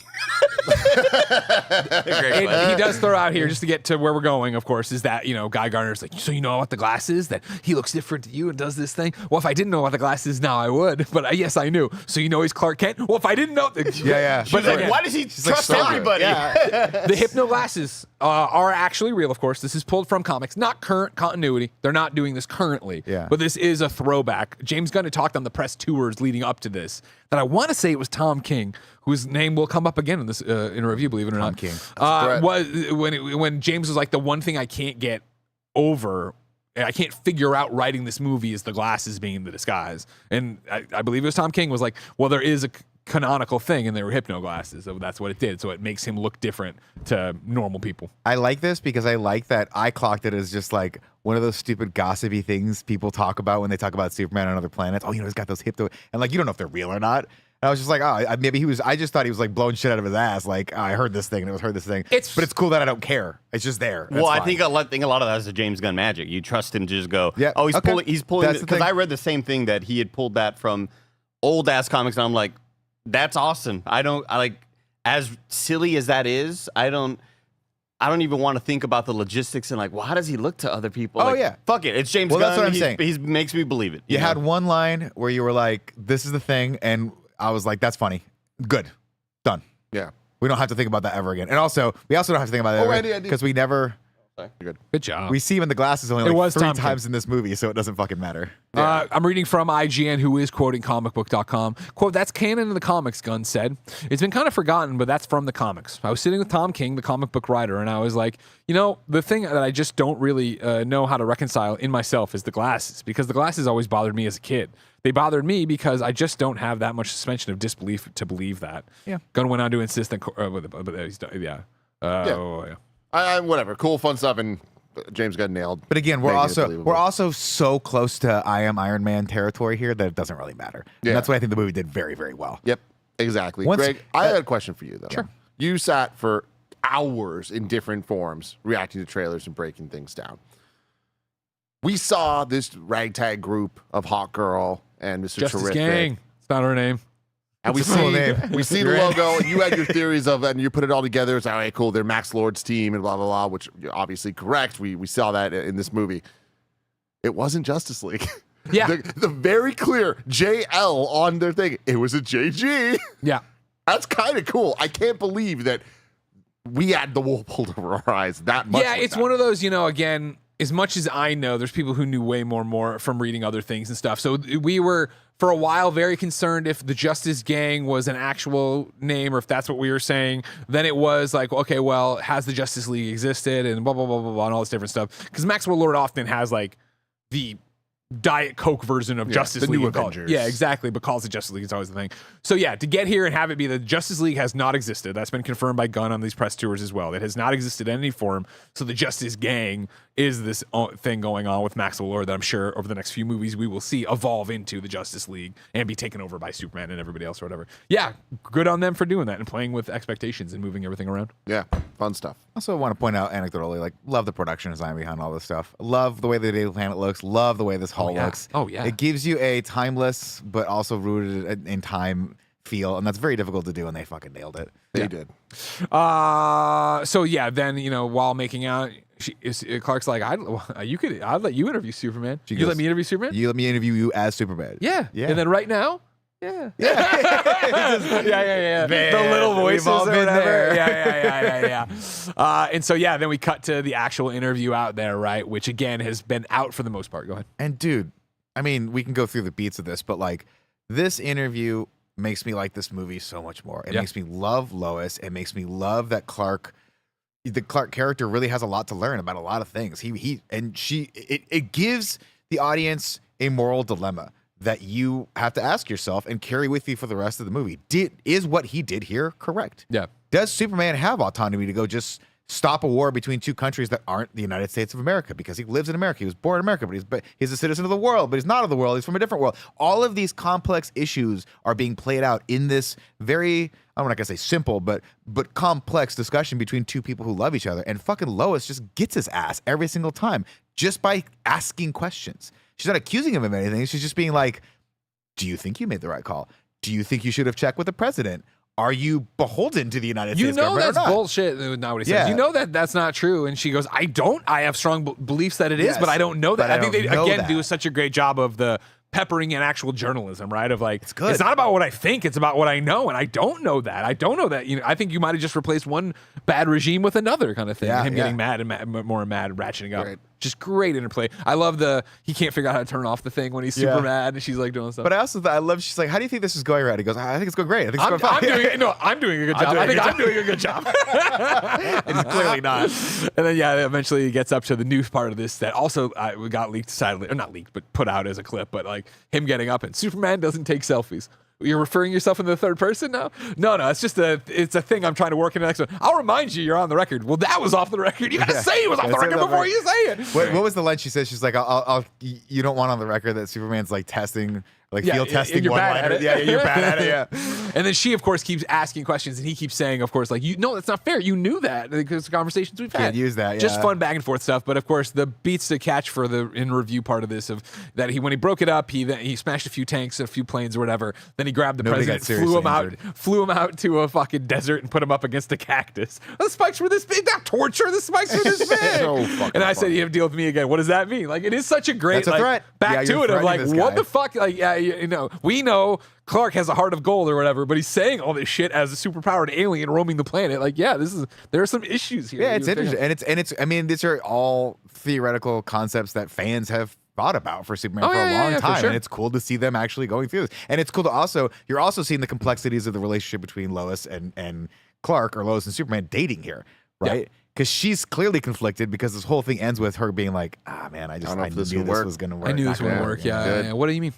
Before then, though, we get the great one of what actually ends it or whatever, where she's talking about social media. I don't look at that stuff. Superman doesn't have time for selfies. And then, some people would say you look at it, you look angry when you don't know, you can't use that. You know. And then eventually to that hashtag super whatever, hashtag super shit. You know that one's over the line. I'm gonna leave. And Super shit. And again, like so good. I think something that's missing so many times in people's interpretation of Superman, right? Of like, again, him being human, even though technically he's not, but I'm going to go. What do you mean you're going to go? And then there's back and forth. This always happens. You say everything's fine and it's not. It's like a real relationship argument you would have. And then, yes, Lois with I knew this wouldn't work. What do you mean by that? And then he leaves, shuts the door. She's kind of shocked that he actually left. And I'm more interested in this scene than pretty much any of the scenes that have come before. And I like the scenes that have come before, even the fight scenes. But I'm more interested in this than watching another giant kaiju fight scene, which we'll get to in a second too, because so is Metropolis, which I think is fucking brilliant. Yeah. But like, that's why this movie worked for me. Because this was a good scene between two good actors who have good chemistry, and it's a moral dilemma, and we got to see that, and I'm like, fuck, I want more of that. I mean, Let me get literally, more of this it. 5 minutes felt like we got more breaking down Superman and Clark and what it means to the world than the prior other four four movies movies. that we watched. Like, Absolutely. so much good stuff. And I get modern storytelling and everything's different, but James Gunn's good, man. Like his writing is good. He can get to the core of like what actually matters for the plot, narrative, characters, all that combining into like being more than just this happens, then this happens because that, you know, it's really good. And the nonverbal acting, which when he leaves the room, she's surprised by it. And to me, I'm like, it feels like he's never left the room before because she's surprised by it. And she, in that moment, goes, "Oh man, this is like our biggest fight. Yeah, like yeah. Maybe we are breaking up, man. Like holy shit, he's like, I'm waiting for him to always kind of come back, and he actually left. Wow, this may kind of be the end." I thought that was like really cool. And one thing you said, you know, especially for this in review series, these more character here than the previous four. I'm not at all throwing shade at the Snyder movies, which I enjoy for what they are. But if you really wanted to lay it out on paper, right, there's a lot of the same plot points and thoughts as BVS, right? Batman v Superman is him being framed for killing a whole bunch of people and interrupting this thing and interjecting himself into a conflict he didn't need to be. That, of course, it has him in the, you know, the rotunda, then it blows up, and he's all, and it's like he has a conversation with Lois on her hotel balcony right before he flies off. We're back to it of like all of those were told so much through action and not about characters feeling. And so to get it here where he talks through this and Lois questions him and we see it evolve and change, blah, blah, works so much better for me than him sitting in the flaming Capitol, opening his eyes and shaking his head and then being, I don't know, Lois. Yeah, I don't know, Lo. And then he flies to fucking the mountain to talk to Pockins. You've said this a million times, and I'm happy we're on the other side of it now because this is what you've been wanting forever. Yeah. But this is the human version. That is the alien version. Yeah. And it's a very similar conflict and very similar story in a lot of ways, but coming at it from a completely different perspective. And I just feel like there's a lot more real empathy to be found in the human version, obviously. And here it is on display. So from here we go up to the one, the only, Antarctica, where Lex, Ultraman, Engineer, and Eve Tessmacher have landed in their flying rig. They land, they come out, Eve starts taking photos, she's excited to be there, they approach the door, and of course the engineer is like, how are we even gonna get in? And Lex turns on, ye of little faith, and then the doors open miraculously, right? We see them coming in, robot number 4 turns around, already playing the Kryptonian message, hello Superman, I put them oh, this is a classified area or something, I'm gonna have to ask you to, and immediately Ultraman flies out, smashes into 4, tears them apart. Engineer starts throwing discs. All hell's breaking loose. It's fucking awesome. Cool action James sequence. Gunn, classic action, following the. Love the camera thing. with Lex everything. is just walking, and like they like something gets. One of the robots is coming at him, and the blade just comes through, cuts the robot in half. He gets to the deck. Don't love that. Like, I feel like the Lex being able to, like, see everything's always 5 steps ahead. I like that in a smarts way. I don't like it in a physical way. Like, I don't like it, like, him just being confident, just walking as, like, all this. Like, you don't know. There's no way you could have known you're not going to get Well, him. I think he just had confidence in the people yeah. around him that were just going to. Yeah. They have to take care of him, and he knows that. Under Well, the threat of violence. taking care of it, yeah, but, like, there's still just shit, like, robot parts flying. Like, taking care of it means fighting the robot, not protecting. Yeah, a him. loose bolt hitting you in Yeah. the head really hard. Ow. There was a lot of I'm a like fucking sharp guy. shit flying around. I'm but a little guy. I got didn't, Ultraman. I didn't read it that like, oh, I know all the simulations and I will be safe from the shrapnel in this area. I just read it as like, they got this, and We're so OP. I We're read so that OP as in well, this but I'm moment. with Tim. I would. It didn't take me out of the scene. Whatever, but it was just like I'd still be worried about catching a stray of anything. Anyways, doesn't matter because it almost happens. He gets all the way to the thing, and what happens? Crypto comes in at the last second. Engineer gets in there. This is the first time we see her hurt. Right? Crypto was not an expected. He's a wild card in this situation. Yeah. Tears up her cheek, but of course she's metal and it really heals. And she throws the nanites at him that then go up and suffocate him. Oh. And he does the dog. One tries to bat it off. You're like, I don't like it. I don't like it. fuck, I like man. it. This is where they walk to the terminal. Engineer, can you get us in? Yes, I can. It might take some time. Don't worry, we're doing a distraction. We cut back to Metropolis, where Otis and the other guy in a bad wig with the big mustache. Dude, who is this dude? I don't know. Yeah, This guy, like James Gunn must love him. Like he's about to show up in every James Gunn thing ever. He's Like, great. He seems He like should. another. We're adding a guy to the squad. Yeah, You know? I loved him though. They take a little box out. They do the whole thing. They put it on the ground. They open it up, and a little kaiju monster runs out, breathes fire for one hot second. And the guy James Gunn loves goes, kind of small for a distraction. Otis goes, "It'll get bigger. It'll get bigger."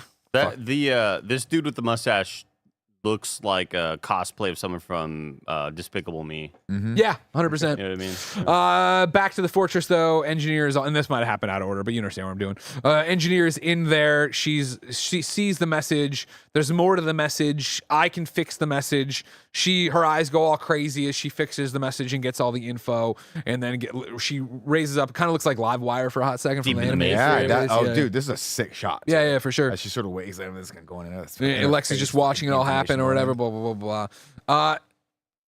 It's gonna come up, but I'll bring it up here. Is that and a great monologuing by Nicholas Hoult here, right? Superman, he's neither. You know what I mean? Awesome shit. I found this entire plot line, and it's comic book, it's whatever, yada yada yada, just too convenient.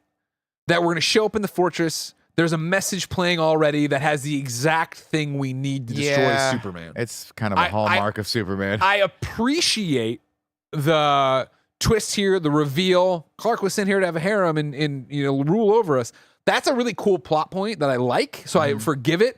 But getting in, I almost wish from a narrative backbone part, just for this one criticism, I wish they did doctor the message. Because to get in there and the first thing you fucking see as you walk in is exactly what you need. I'm kind of like, Well, okay, here's my your counter argument for this. I'm glad it was real.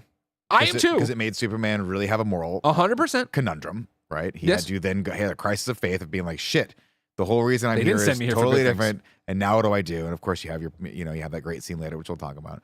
But here's my point. How many times have you, well, first off, they were setting it up because they knew he was coming back from a kaiju fight. So that's why the message was there, because basically she was getting it ready for him. Well, no. That's incorrect. He walks in, they walk in, and number 4 turns around. Superman, I've started playing you're not supposed to be here. This is a secret. Right. Number 4 thought he was that. Number 4 thought Superman was coming back from the kaiju fight, so she started prepping the Oh, it's not message. she. That's where we're lost. That's Alan. Number 4 is Alan. Oh, I keep thinking it was Palm thought- Clemente. Sorry. No, she's another robot in there. Yeah, sorry. But anyway, number 4 knows he's out fighting, right? Because You love this for comfort. You love it. Yeah. I understand It's a where comfort message. I understand where you're starting to drive. It's not going to help my point. They walk in and the one thing they need is on the screen. The bad guys. Fair. I mean, That's my one my complaint about it. It's a very easy. Oh, there it is. Yeah, that's fair. It's an easy coincidence. We'll put it Exactly. that way. We don't need to beat a dead horse. Yeah. Again, I like where it takes us. I just thought it was like, oh, that's just the thing, and then I can fix it. It's like, okay, well, like, also, Kev, the feed's freaking out here. I don't know if anything's happening on your end over there. Yeah, I think it's just the video output. Cool, just making sure. Yep. Thanks. They get the message. She goes, Super Saiyan or whatever. Great. From there, we go back, and guess what? There's a dog about to get smushed by a giant shadow. No, it won't. It's Superman. Catches the fucking giant kaiju foot. Fucking go. Go. And the dog's sitting there barking. He has to super breath it away, which I fucking love or whatever. Right, it's so the way that it's animated of just like the super breath. They go in the hidden little thing. You're like, what the fuck? Yeah. That and then later the squirrel moment. Squirrel. It got me so bad. Yeah, man. Like that's yeah. the squirrel. Like what the fuck just happened? Yeah, exactly. I'll insert it here. I think one of the best decisions they made was how people prepare for these fights. And they don't prepare for the fights by, I don't know if you guys clocked this or not, if I'm just making this up, but everyone in Metropolis sees this thing happening and they get some popcorn. Yeah. And they start watching it because it's so commonplace that these crazy things happen that it's boring to them, which is, I think, James Gunn's way of saying, I get it. There's only so many times you can see Superman punch a fucking kaiju in the face before you need more in your life. And more in this movie. I think my read on it, right, wasn't that they were bored by it, that they know Superman will save them. They know Superman will, for 3 years, You'd never Superman has lost a fought fight. Two different everything. ways of saying the same thing, Yeah. right? Like I see a big kaiju, I'm like, I know Superman's gonna save him, right? And I just love that we get the scene later with the big space amoeba, and he's like, oh, they got it. It's an info Like, from another that's dimension. not the important. That's not what this movie's about. This movie is not about watching Superman punch Zod through a city, and that's the big fucking reason why he came to the theaters. It's about Superman wrestling with this moral dilemma and trying to save his relationship with Lois and trying to save his dog. That's what it's about. And it's And I buy it. Like my thing is, I totally get it. And I get the rules of this universe of what they're building, and I'm cool with it. I am a little let down by the choice, though, because I feel like I am still watching this movie and questioning when many buildings are dominoing down. Like, so many people are dying. And, like, I can't get that out of my head. Like, well, I that can't. only happens at the end when the city's evacuated.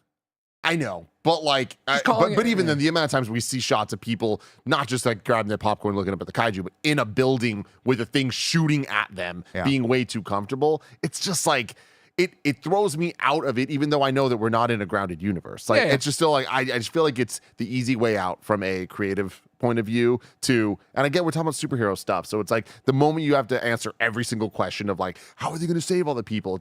Then you're kind of doing it wrong. Yeah. But I feel like when they go out of their way to show people reacting the way they are, for a Superman movie that starts with like he lost a fight for the first time, I don't know. There's parts of it that I'm just like, I just feel like it could have been a lot better than it was, but I believe what they said, and I'm not mad at it. My one thing, and I'm not criticizing your opinion or arguing it really. For me, I thought they did a good job of, especially the guy who's eating his yogurt or cereal or whatever, running his shop, right?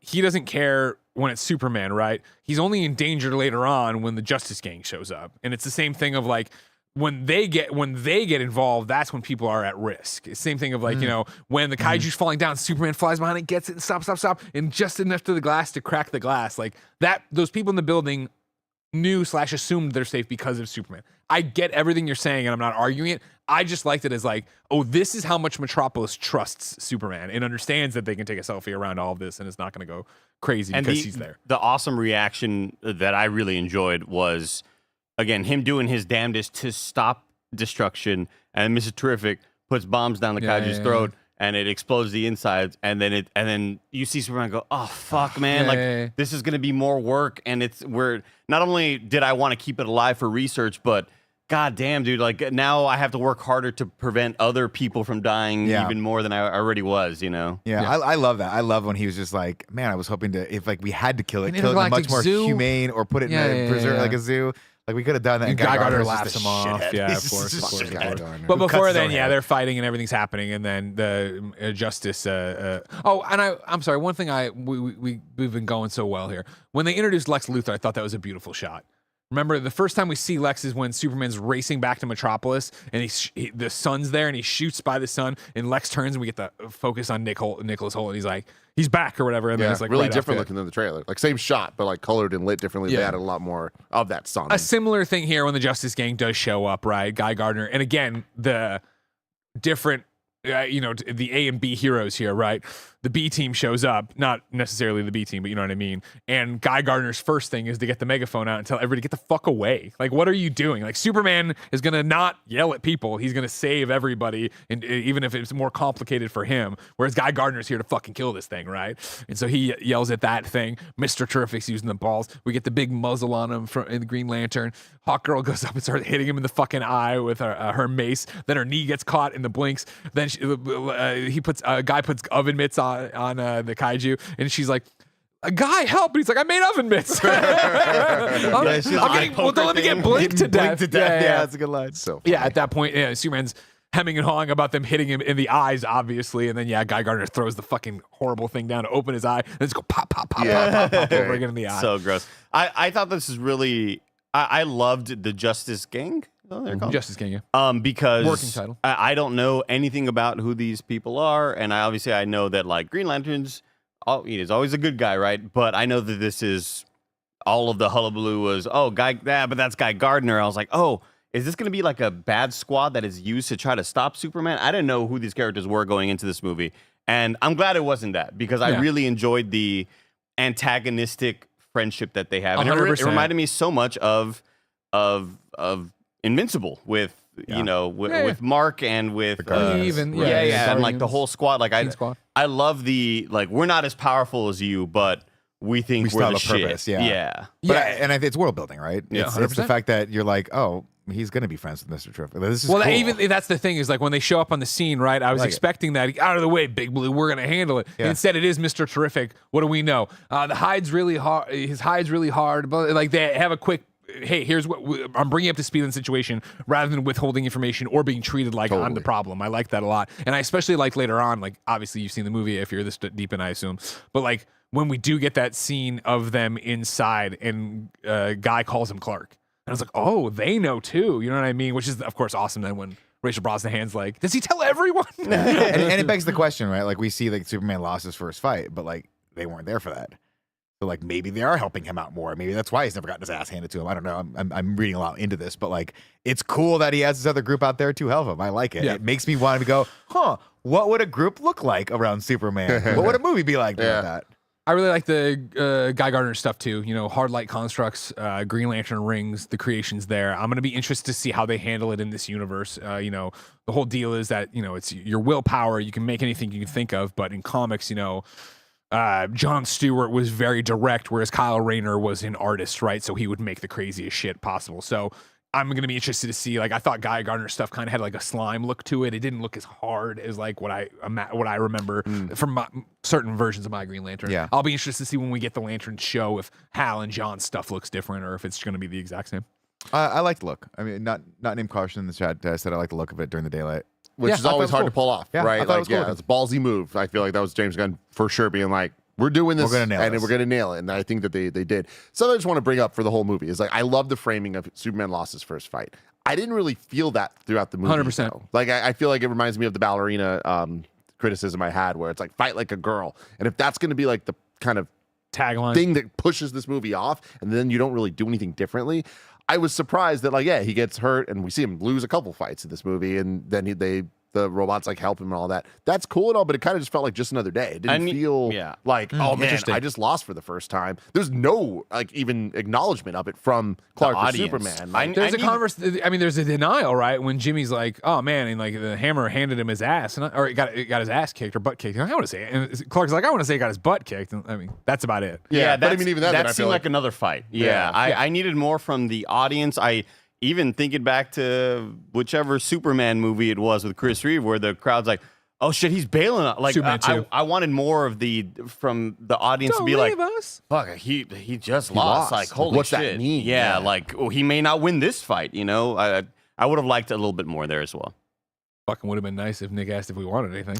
maybe. Just We do have walking Zaw off on the set. way. Yeah! Oh, wow. I can't wait to have no time to eat that between us I because know. we're still dragging our feet It's coming. on a grade in review, everybody. Anyways, we've kind of done it all right. The kaiju's down. This is where everybody starts to celebrate. They walk into the crowd. Guy Gardner does the first, I think, or maybe second. We're the Justice Gang. That's not our name. Isabella Merced, by the way, everybody. Criminally underused in this Criminally movie. underused. It's How do honestly we feel kind of a about bummer. the hawk cry all the time? Hilarious, such a funny James Gunn thing, Yeah. but like I don't know if it was played to be hilarious or played to be cool. If it was played to be funny, I loved it. If it was played to be serious, I don't know if they nailed it. I don't know if I noticed it until the very, very end. Yeah. When they're rushing down all of the people in Jardenpur or whatever it was. Like, I didn't know. I guess I saw some other people in chat say, I thought it was the hawk screams were too much, but I only noticed it at that very, very final sequence. There was definitely a couple because I laughed a couple times Okay, at okay. it. But again, I laughed. It wasn't a bad laugh. I feel like it kind of worked. My thing is with her, I really like her. Everything I've seen her in, I've really liked her. I love the scene where they're just out of suit talking. Like I think she was best there. In suit, her action stuff, maybe this is just a Hawk Girl character thing. Her with the little mace, I just didn't like it. I was like, this is not interesting. Like her choreography wasn't fun to watch compared to everyone else. So You have a stick you're hitting people with. yeah. I also wanted to mention that the totally lost my train of thought. Great. So We'll great move on. job. Don't Yeah, worry about it. No problem. We'll get back to more Hawk Girl and more of them as we go. They land, again, the Justice Gang people are very much like out front, yada, yada, yada, but everybody gives them space. Superman, the kids run up to, they jump into it. The girl he saved from all the welding tanks or whatever, right? I found it. Yes. James Gunn, I've given a lot of shit for always using the same style of jokes too much. I think that a lot of Peacemaker was character says a word and character goes, "That's not what that is." Yeah, it is. I know what it is. No, it's not. And like that sort of style of humor gets really, really overused by him, I feel. And immediately I'm like, oh no, they're doing we're not called Justice Gang thing. I was like, oh God, this is a taser face. This is one of those things that like could get cringy.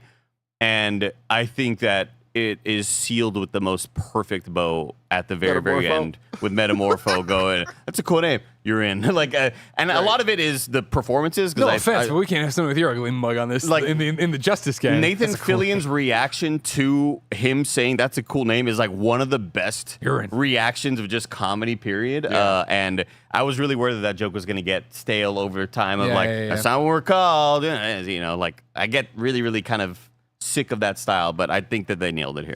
While they are hugging the kids and hanging out, Guy goes, "Why aren't more people cheering?" At which point we look to the TVs and see breaking news, everybody. Lex Luthor is on The Sphere, which is Michael Ian Black's show. Love it. Tucker Carlson. Loved seeing Michael Ian Black out there guy. from my guy of the state. Of course, Wet Hot American Summer, etc. Stella, yes, exactly. He's interviewing Lex, and Lex has horrible news, everybody. He has found this Kryptonian message and it's bad. Superman's here to enslave us. They watch the message. It's the first part that Clark's seen a million times watching on this guy's phone. He goes, "So I don't understand. What's so bad about that?" Then we get the glitch in the new section that is, of course, rule over them. You know, take as many harems as you can. You know, spread the Kryptonian bloodline. Basically, Viltrumite stuff, right? And This is invincible, right? Go be the bad guy. Go rule this planet, to which everyone is against. Unbelievable. Yeah. Like when this happened, I was like, surely this is doctored altered. it. Yeah. Surely there's no way this is just going to be clean. What happened?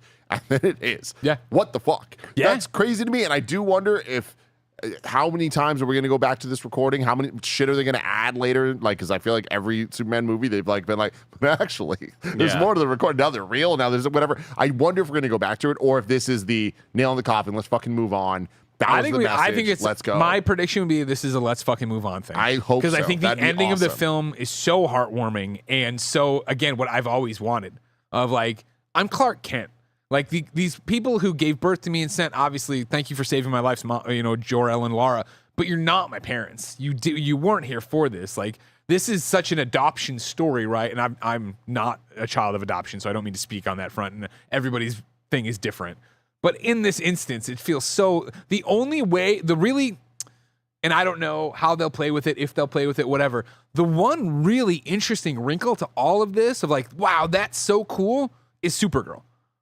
It's because it's like, well, hold on a second. Like, usually, Kara was a teenager when she got rocketed away. And then she gets caught in a vortex, or she gets cryosleep. She lands on Earth expecting to protect her baby cousin, when in reality, all these years have passed and he's Superman now. So, did Kara know the actual mission? Was Kara's mission from her parents different? I'm interested to see if what they touch on, and that's the next movie, obviously. But I'll be interested to see if they delve into any of that. You know what I mean? Because even like, her fucking appearance in this is awesome and amazing and great.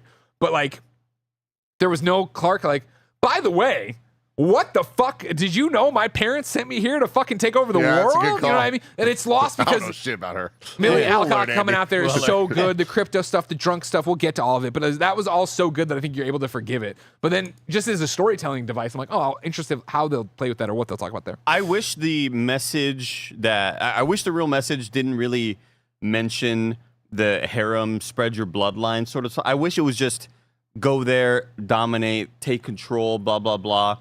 And the only reason I wish that is because I wish that the people that are in fear that further the sensationalism of it all, going, he wants to make us all his wives. Like what? Like I would like when there are people yelling at it in the streets, it kind of plays as comedy of like, where's your harem at? And like you laugh at it, but it's like, well, it's a weird kind of situation for me, feelings wise, where I wish that the audience reacting to him negatively took it the extra length. They were like, he wants all of us to have his babies, and he also wants this. And I wish that they just kept on like furthering this lie. But you're supposed to kind of grounded in truth. Yeah, you're supposed to feel kind of sad for him in this moment, but you're kind of giggling at the crowd, going like, "Where's your harem at, Superman?" It's like, I don't know. It felt kind of odd for me here. I don't know why. I can see that, but I liked it. I didn't have a problem with it. And I think, again, because it's played so well, right? Of this all happens, this all breaks. Immediately, we're getting the reactions from people. They don't trust Superman. They don't do this. And him going into that stag building and leaning over the thing and basically having a panic attack, right? It's like, again, we skipped it, but, we talked a little bit about the message being comforting, but it's also like the whole reason he was, it's like his moral compass. It's what he's done, how he's built his life and his image around this first part of that message, right?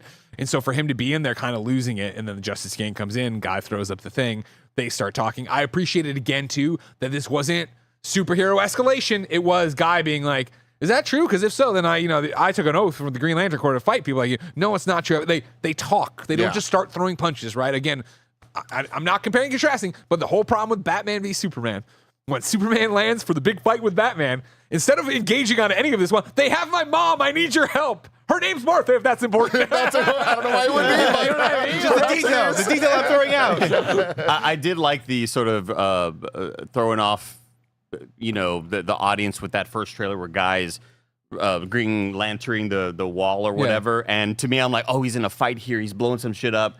And in the movie, it's like, no, he's just using it as a cover, as a little curtain. It's privacy. Literally exactly what I was about to say. Yeah. Like, I thought that was like such a great thing, and for them to just be able to have this conversation was like, this was a great point of this movie. Another thing too that maybe is too convenient, but I liked for where we are and what kind of movie we're in. Could it be doctored? And Mr. Terrific's like, no. These guys, they said it in the thing. These guys. They said it in the thing, like, 30 linguists and 25 computer guys have all, and him to be like, they wouldn't have said it. So no, it's real. And I like that. Let's nip that in the bud. Yep. That's not what's happening. This is a real message from Krypton. Now, this immediately makes me go, ooh, I really love these arcs in Spider-Man when it's suddenly the city doesn't trust you. Yeah. And can we trust this person who is superhuman? And what if he just takes over, whatever? And it's probably something that I shouldn't be worrying about, but I'm like, oh man, this would have been a cool arc for like maybe the second movie or third movie, because there's a lot here. You can't really reuse the city not trusting you without it like, oh, you already redid that. You're already rehashing kind of that arc. So I am kind of bummed that unless they just reuse it again, but that this thing is kind of gone now, and we'll have to deal with some other conflict later on. Well, we'll get other stuff. We'll get bigger stuff in the future. We'll get Brainiacs. We'll get the bigger, badder guys. But right now, this is like Lex Luthor. It's a perfect plan. Again, it's setting up what we're doing here. Like, obviously, there can always be an evil Superman. There can always be a different color kryptonite. There can be whatever. But, like, I don't think that's what they want to do their universe on. They want you to know Superman's true good, and, like, we'll surround him with conflicts and things, whatever. Don't forget also that Metropolis is very flippant.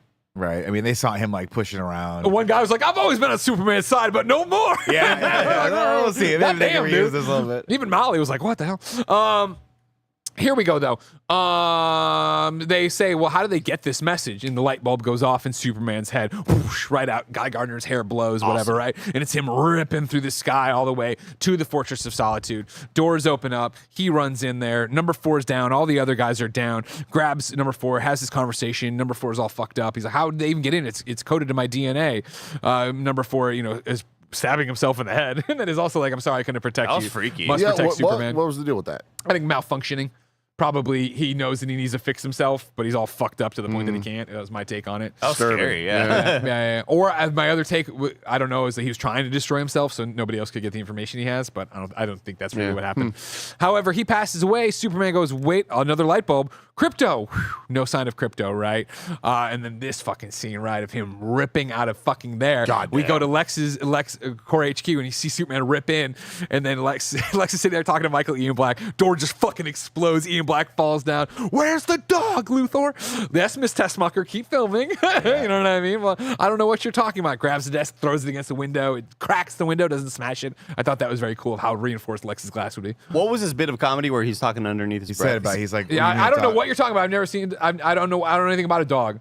Ugly dog in a cape or whatever. Oh, okay, I didn't hear that. Yeah, he was just saying it for Superman to fuck with. Yeah, he was fucking with Superman so it wouldn't be picked up by Tessmacher's camera or whatever.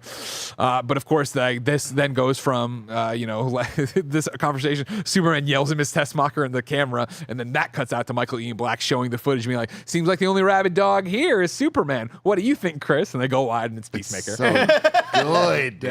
Peacemaker, of course, awesome. confirms, of course, that Superman thinks he's better than us. It's typical for these kind of people. Yada yada blah blah blah. And I think this is probably more clipped around of people. No, we are here, and we just pan out of the TV, and we're in Clark's apartment.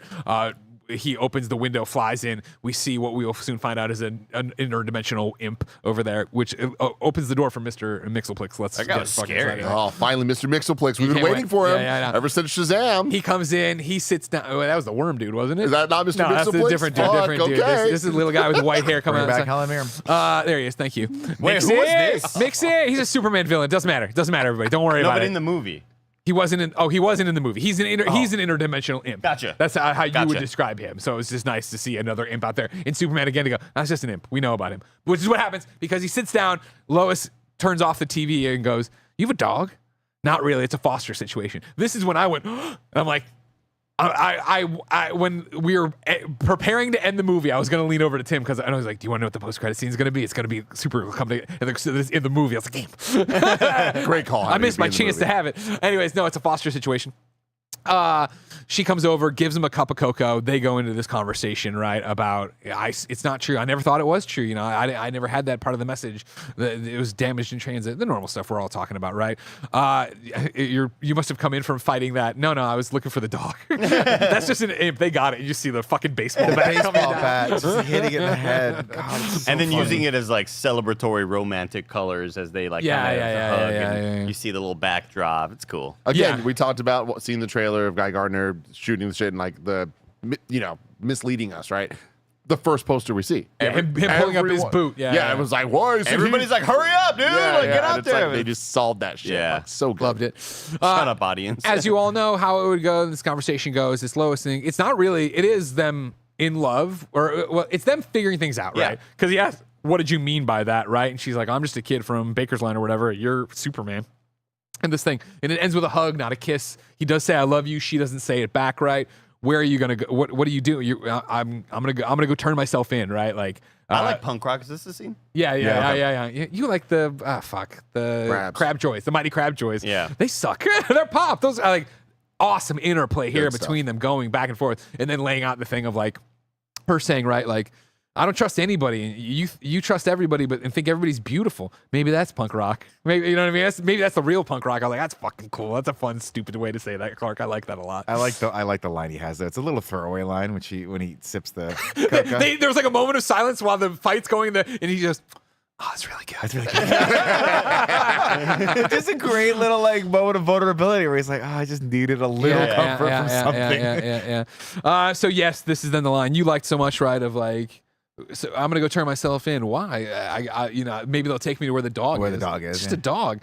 Yeah, and he's not even a good dog, but he's out there and he's probably scared. He's probably scared. That's fucking awesome, Oh, right? And let's so get him. yeah, this is where he hugs her and does the lift up I was talking about. It says, "I love you, Lois." I should have told you that probably a long time ago. And flies out without her saying anything, right? And the fucking thing's still fighting. From there, the next shot is him, bam, getting his face slammed into the asphalt, and him by Ultraman. Him going, "Is this really necessary? I'm coming willingly." And it pulls him up, and it's Frank Grillo's there. We got engineer, we got Ultraman, we got the Raptors. You're not reading me my rights. Congress has decided extraterrestrials don't need rights. and Flag does have I'm sorry about this. Like and it's the thing. We also understand that we can't hold you, so we've turned over your care to somebody else or whatever. Which of course put him into the plane. They fly the plane back to the fort. They get out. They walk him inside. Throw him inside their little jet engine. Close the thing. The other side opens. It's the jail cell with Metamorpho in there. Superman is Sword on. MS-13. He walks Look at in his there, of tattoos on course. his knuckles. He walks in there, of course. Lex starts laying it all out on where they are and what they're doing and You wouldn't tell me all this if you were going to let me out. Exactly. I would have killed you already. But Who's the this guy with the government- carriage? Scary. Freaky. He calls him like Alex. I don't think that's right. But he has a name. He has like a not normal like Alan name or some shit, Yeah, but it's yeah, Oh like- yeah, yeah. what's the deal with that? Scary as Like, hell. I don't Looks know. like a As I've Silent told you Hill before, character. Yeah. he kind of looked like a white Martian, what I would interpret a white Martian to be. I am unfamiliar if he has any. I don't know anything beyond. Sounds like you're rule. generalizing stereotyping. I am. They all look like white Martians to me. He's in there, Metamorpho. They lay out that he's the element man, and of course he can make anything, even things not of this world. Kryptonite. Clark goes down. We get over there. We're put next to his. Yeah, see, that's a white Martian. That's what it looks like to me. Don't get me wrong. He looks like a. Not all there white Martian, but like whatever. Yeah, Not all this there. looks like this character looks like a monster in whatever horror game is like super hot on Steam and it's selling for like $7. 100%. It was very Guillermo del Toro. Yeah. Yeah. Real big eyes. Pan's labyrinthy. Yeah. We park him next to one of X's ex-girlfriends, right? I hate a jilted ex-girlfriend or whatever he says, right? And then of course, why is Metamorpho working on this? Look across there. By the way, Rex, it's Joseph. They don't call it Baby Joey. Lil Joseph. What the fuck, Greg? What the fuck? Why is this such a dominant thing in the toys? Why? Now that we've seen the film. It's not that dominant. There is the McFarlane boxed Baby Joey, and then there's the little Baby Joey in the Target exclusive layout of the Clark and Superman thing. I have it, don't worry. But it's not like there's 3,000 of them, and I'm with you. I don't know. Because here's one of my... I've seen more than 2. Here's what I'll do, is I'll pop in with the criticism here, all right, of like the concern for this entire movie leading up to it was, are they going to have too much going on? Is it going to be too hard to keep up with X, Y, and Z, right? For the most part, I don't think that is the case. Yeah, we don't get the Justice Gang fleshed out, but do we really care? You know what I mean? Like, whatever. What I'm saying is not a complaint, by Oh, the no, way. I know. But for me, Metamorpho is a spot where I'm like, Like, I understand why he is there as a plot device, but again, it's almost all too convenient of like, there's your also weird looking kid who's only weird looking, I assume, so we know it's your kid. Which, all right. And then it's like, the thing of like when Clark's like, if you stop, I can go save you. Just don't talk to me. That's all awesome, and he burns his face, right? But then the flip so quick on the Malley thing of him getting shot and him weeping and realizing, and it's like, I felt like just tumbled down the hill way too quickly, and it's almost like I don't know how you could have done it without doing it the way you did it, but it's like this feels like something got left on the cutting room floor that would have made him more fleshed out in a way that like I just don't have that vibe. And again, we talk all the time about show don't tell. Green Lantern, Hawkgirl, Metamorpho, all coming in the end to rally against Boravia, right, and work with the Jacoparians. Superman says, I called some friends or whatever, right? Like, did he? Like, I don't, how did he get in touch with Metamorpho? Like, I get that they all saw this on TV and were supposed to be inspired to go do it. I don't think any of the things we saw were that inspiring. The kid putting up the Superman flag and everybody cheering Superman didn't, to me, drive home the point that Hawkgirl cleaning her hair was like, I got to get out there too.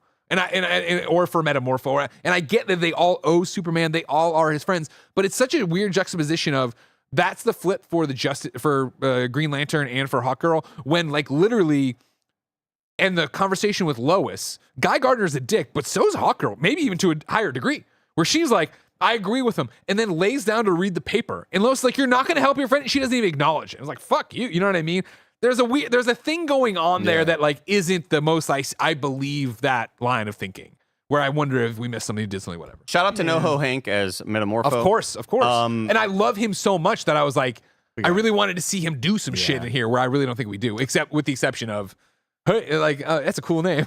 Yeah, I mean, I still didn't love him though. I love that it's NoHo Hank, but for me, part of me wants this to be one of these character archetypes that's like a big brooding, like kind of maybe like a Drax speaking type role, like because there's just something that really kind of odd, and it gives me the same vibes of like when I'm playing God of War Ragnarok and a little kid walks up to me, he's like, oh hey, you're Kratos, huh? And it's like it threw me off for this guy to be like, oh my baby Joey, for this guy to just sound so like American. It felt weird. Like I would have felt it almost played for comedy the way he was like talking, and I kind of needed more of like, my son, like I'm a deep sort of voice. I don't know. Chappie. Yeah, I am Chappie. Exactly. I'm with you because when it cuts to him with the woman that like is it his wife? I'm not really sure. It's his It was wife. like this is weird. Yeah, I don't know. Again, like something about that whole thing. This is where for me, I'm like, if I'm criticizing something, it was like this twist in this or whatever. You gotta leave me alone, or he's gonna cut. I don't know. The voice was. For once we've established Kryptonite that this is going to happen, we shoot out of here to the Daily Planet, where of course Lois is trying to make the connection between Lex and Boravia. Jimmy's like, well, he sold a bunch of guns. It's pretty obvious, right? He's going to profit from this war. No, he sold a bunch of guns, but only charged them $1 billion when he should have gotten $80 billion or whatever. I wonder what's going on. Jimmy whips out his phone. Mutant Toes sends her a message. Immediately gets a response. Superman's in a pocket dimension. I can't tell you my source though, or whatever. Thank you, Jimmy. I love you. Blah blah blah. That's enough to keep us moving here, right? We'll go back to this now. Of course, Lex, the president, Boravian president, show up. Superman's in the thing. I need someone for you to meet. He looks up. He's like, I'm well acquainted with the president. And when the smell of his piss or whatever in the desert. No, not him. He's just here as a supervisor. They step aside. There he is, Mally, the vendor from before, who gave Superman a little bit of food. And Lex pulls out a gun and starts playing Russian roulette for the questions he wants answered, right? He does the first one, shoots, it clicks. Mally's, okay, don't worry. It was a bullshit question, the first one. The second one is, where are you from? Where did you land? And Clark goes, I can't say that. And Mally's yelling, really great acting for Mally here, right? Of just like, Superman, I believe in you. So I don't have a family. Don't worry about it, blah, blah, blah. And he shoots and kills him. Just right, point blank in the head, falls over dead. So unexpected. Like, what the fuck? Which I love then the line from Lex of, I thought that would go longer. You know what I mean? Us as an audience member. Yeah, right? You know what I mean? And this, for the record, is when I'm like, I'm not taking Ben to see this in theaters. I'm like, that is a bridge too far. He's seen Captain America shoot at a bunch of Nazis before, but he's never seen one man tied up, shot in the side of the head. I'm like, I will not do that or whatever. One tear falls down from Superman, and you hear him crying, but it's not him. It is Metamorpho behind, sobbing and screaming, right?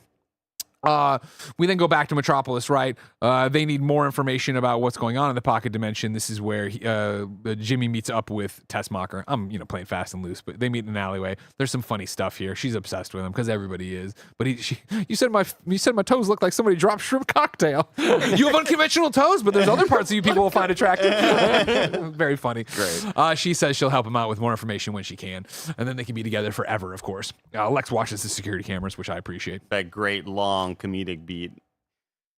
Yeah. It's really awesome. From there, we're back into the pocket dimension where Metamorpho has realized how bad this is.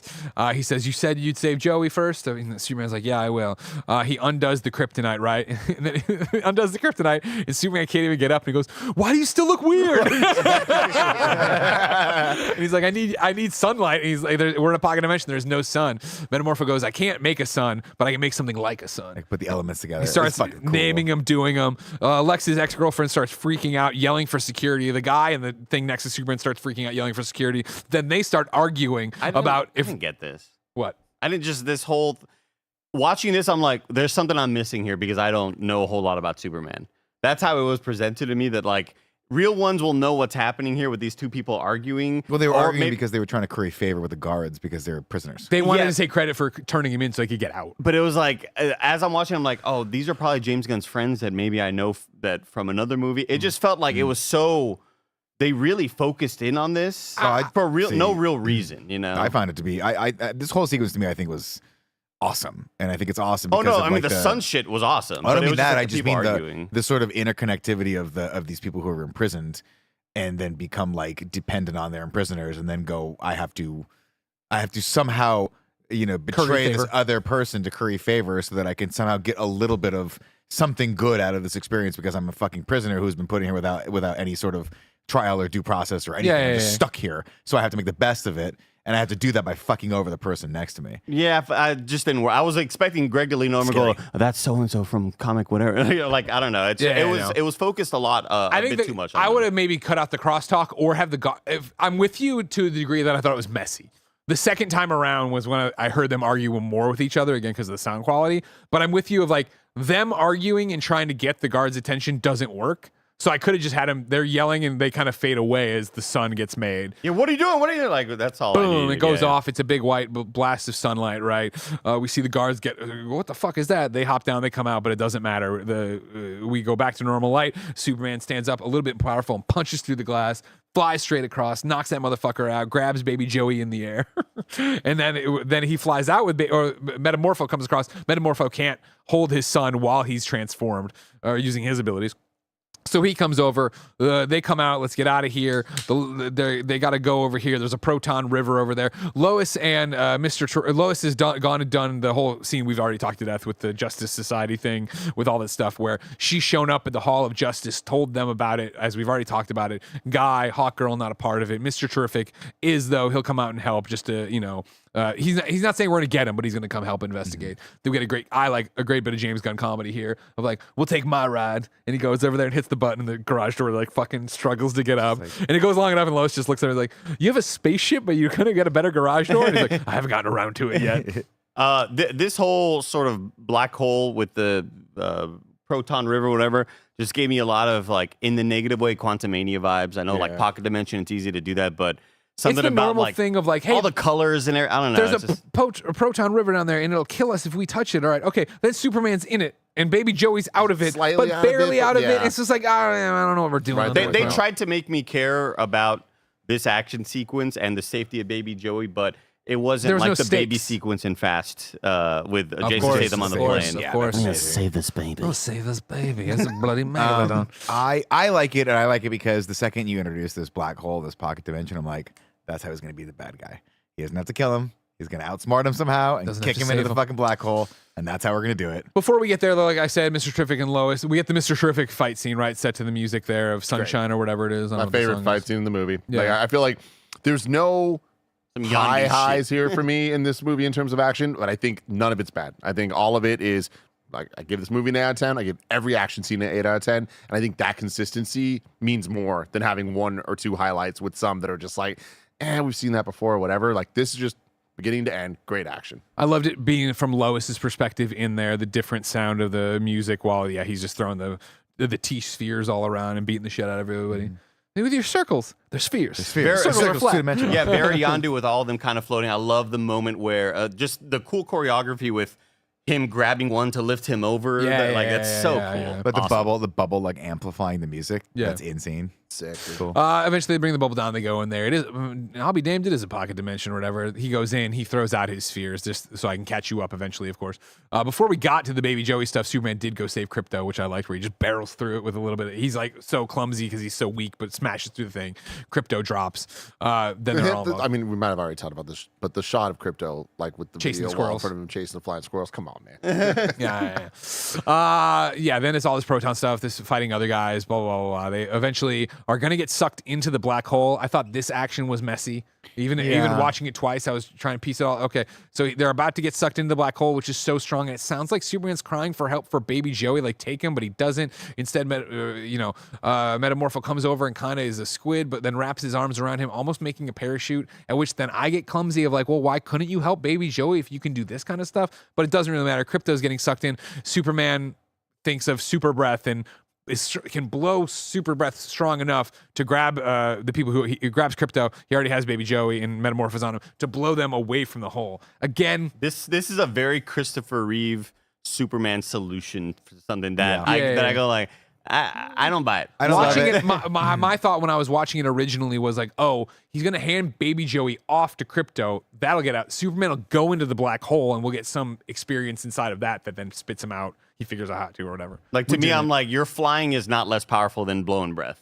Like of Yeah. the trajectory of the Yeah. opposite. Well, I mean, he's weak, Momentum. but still, you're weak, and so none of your power should be this. I thought it was a disappointing scene too, because I thought Mr. Terrific, this would have been an awesome moment to see like something cool, Mr. Terrific come in and save him.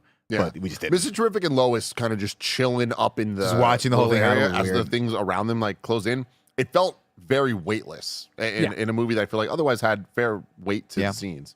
They blow themselves out though, and then a T-sphere shows up and spots them lights, and Lois is like, "Did you find him?" Them, and he's like, "Superman, a weird-looking baby, and an octopus man, or something like I don't even know." It's a funny way how Mr. Terrific says it. Follow me, of course. Crypto's already killed one of the T-spheres this time. Like they're keeping ahead. They get all the way up there. Lois and Mr. Terrific get through at the last second, it seems, but then boom, Superman punches through with everybody. They're all safe or whatever. He's sitting there hurting. He turns to Lois, he's like, "You came for me." Yeah, of course, or whatever. Mr. Terrific's gonna work on this and make sure this shit's all unlocked. Don't worry about it. Is he gonna be all right? Lois asks. Mr. Terrific says, "Yeah, he's gonna need to rest or whatever and get yellow sunlight. Take my plane, the spaceship." It's very intuitive. Yeah, the name of the ship? It's Yeah, T Machine. I forget what the fuck he calls it. That's gonna drive This me crazy. feels nitpicky, but like for some reason it really stands out to me. I just hate her getting the ship, and I hate how much of Daily Planet characters are flying around this alien ship, and it's like none of this needed to happen. Yeah, And it's played for I'd like to comedy get there in weird a ways. second. Yeah, because he very intuitive, which I thought was funny, and then gets in there, cracks it down. Of course, Crypto gets on her lap. She can't get him off. She's trying, dog. All right, fine, whatever, and just goes. I like that. They fly, of course, to Smallville. They land. Ma and Pa Kent are already coming out there, right? They get Clark out. They introduce themselves. I'm Martha. This is Jonathan. They bring him up to his childhood bedroom, lay him on the bed, of course. And then this is the first time I'm tearing up right now already thinking about it. That just got me of Martha over him, and then Jonathan turning to Lois and like, is our boy going to be okay? And she says, yes, he will. And then it's the way Jonathan touches Clark's head. Martha's doing it too, but again, this is me seeing it through Jonathan's eyes. I'm just like, I know touching Ben's head like that in his bed. You know what I mean? And I can only imagine in a similar situation, or, you know, God forbid, him in the hospital one day as a grown up and me as an old man, like touching his head like that is such a parental thing that they fucking crush right there and just nail it. It's like, holy shit, wow, they nailed that. They crushed that. We also get a beat of comedy with the poster of the Crab Joys or whatever it is. Yeah, the Mighty Crab Joys are This up is like, there. okay, Yeah, that's yeah. funny. I do wish that I told Greg this at the end of the movie, like that final stinging moment with, you know, show him his parents. Let's get there. Let's get there then. Let's get there. I needed more Mom and Pa Kent. I wanted like one more sequence of like don't be. I told you not to be a stranger. I'm not like. I needed that to hit a little bit more in order for it to hit a little bit more, rather. Instead, what you get right now is a shot back over to Lex and the crew. They have let Superman out. They can't believe he got out. That's fucking crazy. And now it's time to oh fuck. One of the things I forgot that I left out that I love so much is when Eve and Jimmy are talking in the back alley. And she's talking about how she's over it. And she's like, he tortured a dog today. He goes, Jesus Christ. Anyways, though, they cut back over there. They're going to open the rift up and tear a hole in it so they'll know where Superman's going between the pocket dimensions in the world and all that jazz. I'm going to toss it in here. I'm not 100% sure if it's exactly here, but this is where he's mean to Eve. Oh, yeah, because he smashes the cup. He smashes the cup in slow motion, and all his little underlings run in and get the pencils and stuff and put it. And then he lightly knocks it off again. And they do it all over again. This is where Eve's hurt enough. She goes in and calls Jimmy in tears. Of course, Ultraman hears enough of this to come in. She sends at the last second with another funny, like, we gotta hang. Just promise me you'll hang out this weekend. How much time?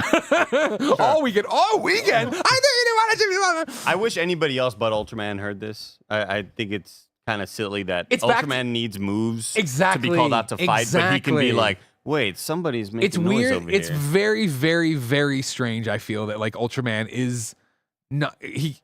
What? So is he catatonic, brain dead? Does he have free will? What's going? Like it doesn't matter. But whatever. It does what it Something's needs to do. fishy over here. Yeah. Shut up, Ultraman. And he gets Stop, Lex to bring him over or Yeah. whatever. They capture. He sends it off. Of course, Eve is put into the pocket universe as well. Jimmy has all the photos now. He gets them. He looks through them. Oh my God, whatever. He still sends them. Calls Lois. You wanted anything? This is what I got. She's like, you're a fucking. And then she zooms in and sees in the background the map is Jakar could put cut into right New Bavaria, Lex Luthorville or whatever. Great stuff. And again, I feel like this is more credit to James Gunn of like the throwaway joke of this Eve character constantly doing selfies where it's like, it can be annoying over time. And it's like, no, that's the plot. Like that's how they solve this problem. I thought Yeah. that was actually really, really smart instead of just like a throwaway, oh, Lex's girl is like the stereotypical, just like doesn't give a shit, Influencer, like, influencer, yeah, whatever. yeah. It's like, no, there's more to it. Like I thought that was really good. Yeah. Of course, Lois got that. That's great. She then is going to. She takes the T-sphere. No, it's not it. God, what is the fucking? Did anybody tell me the think T-mobile? God, that's gonna drive me crazy. Oh, I the know, car, I know yeah. the fucking name of the spaceship. Flies it back to Metropolis. Leaves Clark there. Clark wakes up. He's got Crypto on his down there, and he's doing the dog tail Amazing. wag or whatever. So good. From there, Clark goes outside with a bowl of cereal. Crypto plays with the cows. Jonathan comes out here, sits down, and does such like this actor, who of course is just Jared Petty, but this actor does such a great job Holy shit. of the doing like what your fucking parents are really like. Yeah. Sits down next to his son, a superhero who's had all this shit. It's a pocket dimension. He's like, so you remember that old burrito place that closed? Like, there's a new one over here. Me, Ma, Hector, we all went over there. Burritos are just as good. Beat of silence because funny. Clark's sewing his own shit. That Annabelle woman's nice. Lois, her name's Lois. You know what I mean? But you don't seem yourself. And this is where Clark lays out, of course, like, I've built my life around this message and it's not what it is. And they wanted me to do this and I don't know who I am anymore. And Jonathan nails it of just like, Luann. is that what it was? Yeah. Jonathan, nobody knows the fucking T-Mobile. Is that really what it's called? Jonathan nails it of like what you took away from that message says more about you than it does about them or the message, right? And then it's the line from the trailers, right? Of like, your choices, your actions, your choices, your choices, T-sphere. Clark, your actions. No, but that is that okay, whatever. T-Craft, T-Craft. thank you. Jesus, that was gonna drive me fucking crazy. That's what defines you. You know what I mean? And Clark leans, and I'm so proud to be your dad. I also appreciate too that like our introduction to Jonathan was him working and not even participating on the call. You need that. And then I know I do this. They're killing out there. Not even being engaged in the phone call, right? But when he was upstairs being sad, and Martha's like, he's mush, don't worry about it. And then she comes down, she's like, all right, mush. When he's being all lovey-dovey with Clark, there's something on the tube you should see. They come in, it's Bavaria, they're Boravia. They're about to make their move on it and start the whole civil war. I shine your boots up for him. He's gonna go. She goes to get those. A T-Sphere shows up to talk to Clark and says, "We need you in Metropolis." Well, I got to go do the civil war. No time for that. If you don't come here, there's not gonna be a world to protect anymore because the thing's splitting and doing the whole thing. And is this where we get the Superman chants? Yeah. It's like I was so fucking into this stuff. Yeah. The music's hitting, the chants are going, and it's like, oh man, the stakes. What are you gonna do? You're gonna go here. You're gonna go here. And then I feel like it got messy. Like I feel like we're about to hit this like, holy crap, this is the hypest point of the movie. And then I mean, this is for people that watch Sonic 3, they'll know what I'm talking about. It's like when Sonic and Shadow fucking grab hands on the moon, Chaos Emerald's up, they both go super, fly up, and the music's playing, and it's fucking great, and then they cut to Dr. Robotnik's fucking slapping his grandson's ass. It's like, what are we doing here? It wasn't quite that bad, but I do feel like we never got back to... We should have had one moment of it, because it might not be here, but it's introduced, and we cut away, and we come back, where I think it would have been stronger if it was just one continuous moment. We do have a correction from Control, which I believe is Kevin. It was just a war, not a civil war. I've been calling it a civil war. It is just another nation invading another nation, which is not cool. In real life, either. Anyways...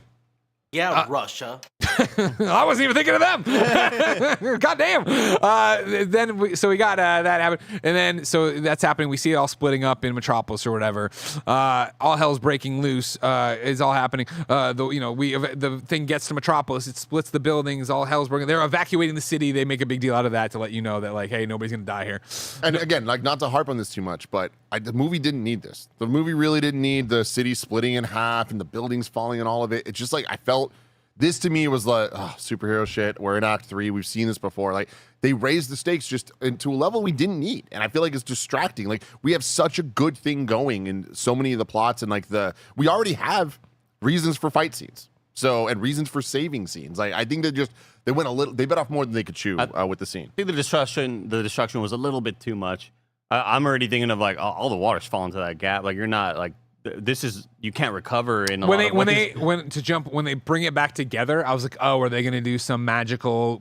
Oh no, the buildings are just. No, they're all I'm like, cracked. that's fucking stupid. That sucks. I don't mind this, and I don't mind it because I think from just an action standpoint, I think it was clean how they got the fight down into that universe that he could get rid of Ultraman.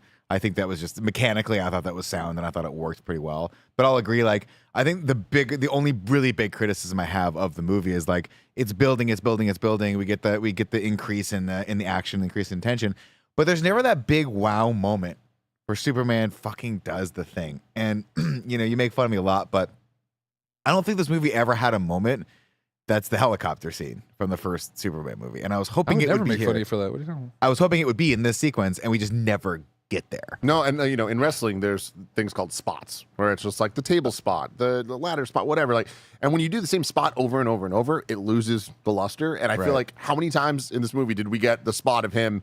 Big thing's about to crush somebody or something, and he stops it just in time for it to get out. There's like 3 of them, and I feel like they treat that as if it's escalating, and it's not. It just makes me question more and more every time it happens. Of like, by the time a building falls, building, whatever, and he stops it, I'm thinking about the physics of the building. You know what I mean? Yeah. I'm thinking about like this one little thing. It's the rest of the building is gonna fucking crash. but he has that little like force field power. No, he doesn't. Because that's what happens. I mean, the buildings all collapse. He holds. All this happens. It was all last second. What's gonna happen? And then there's a car accident on the bridge. The last people getting out. There's one last car that stalls.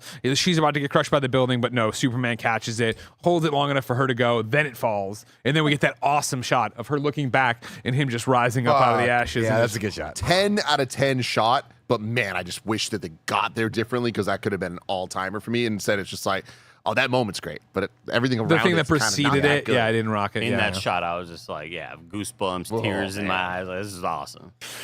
This is where Mr. Terrific comes in and checks in of like, all right, cool, what's going on? He's like, blah, blah, blah, you know, I brought the dog. You brought the dog? I didn't want to kill my parents' cows. My parents' cows. Great line. They get about 2 seconds of conversation before Engineer and Ultraman show up, tackling them both, throwing them into the Meteor Stadium, the baseball stadium in Cleveland, Metropolis. They smash in. Mr. Terrific's knocked out. Clark's there to fight him. They start going. A Lex fight very similar to Zod. Shazam, Fury Oh. of the Gods. Oh. Lucy Liu. Oh, How'd you fuck. forget? Oh, man, yeah. So Never hard forget. to believe. I don't Ellen remember Mirren. that one. I don't remember that one. Hope they do Ellen a sequel. Hierarchy of Power about to change. Shadow Trickster says 20 minutes until the Yote showcase. We'll be reacting on a delay. We're not getting there in time, I guarantee it. You don't think? No, I don't think so. How much movie's left? I mean, punch, fight. Yeah, I know. I'm with you. I'm just saying. Then the reset and everything else. I don't know. I just don't believe it. But we'll see.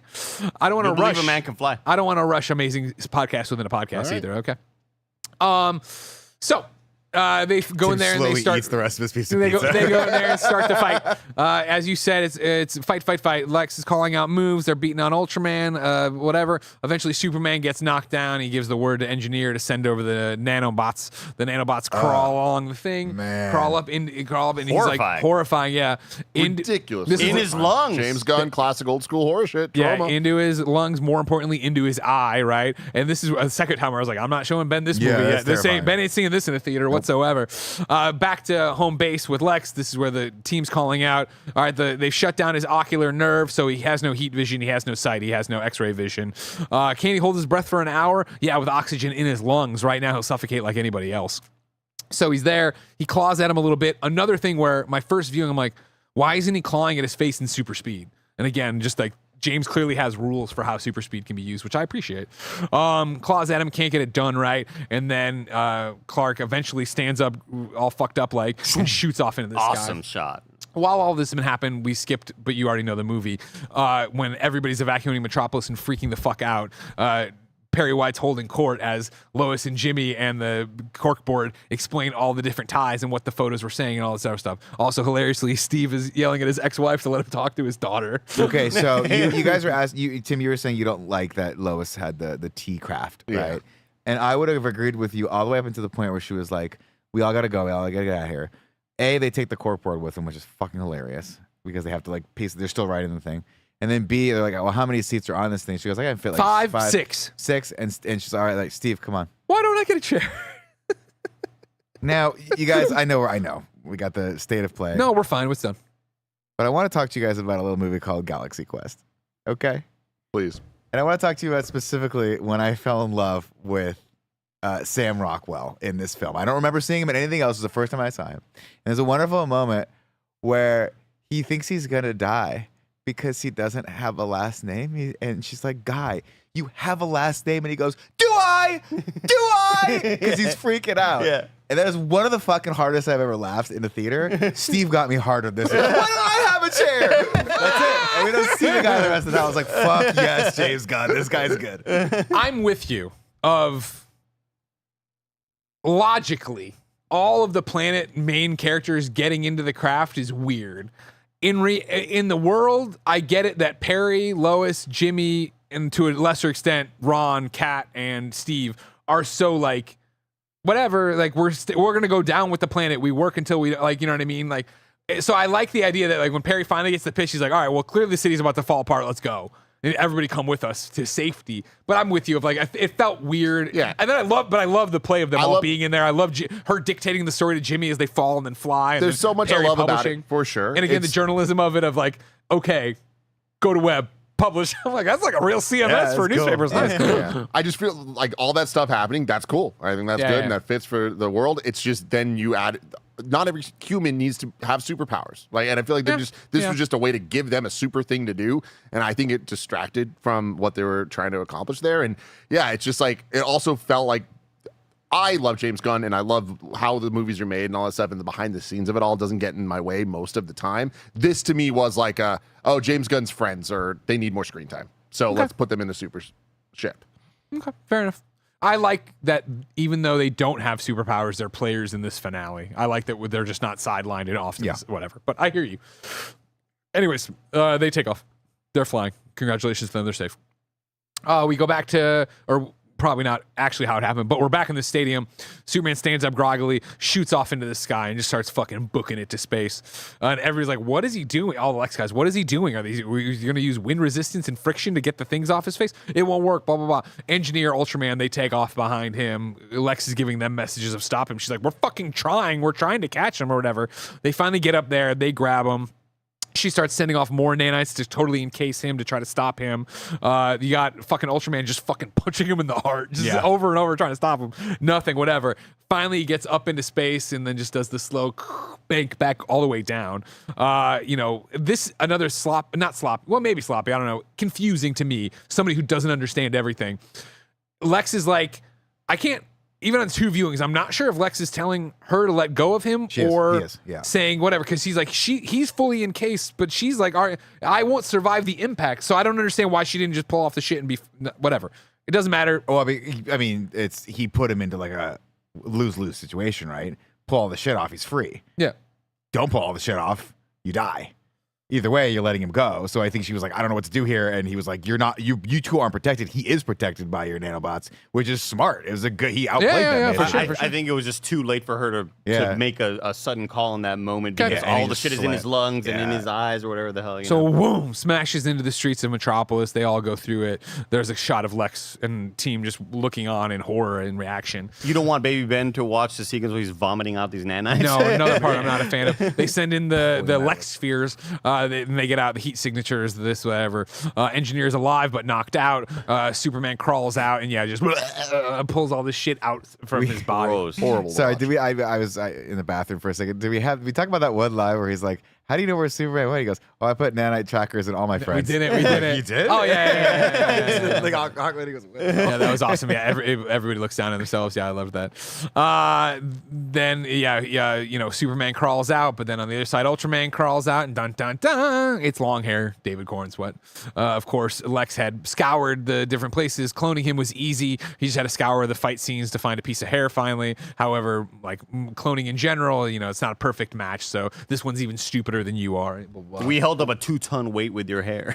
I cooked it. He had a line. I don't know if it was here when he was confronting him originally, but he talks about how he was like, brains are stronger than brawn, right? Yeah, that's the most important. Maybe that was here. Or brains win over brawn. Yeah. Always. Brains always win over brawn. And I think that's so incredibly important for why I liked this movie, because he doesn't beat these people single-handedly, right?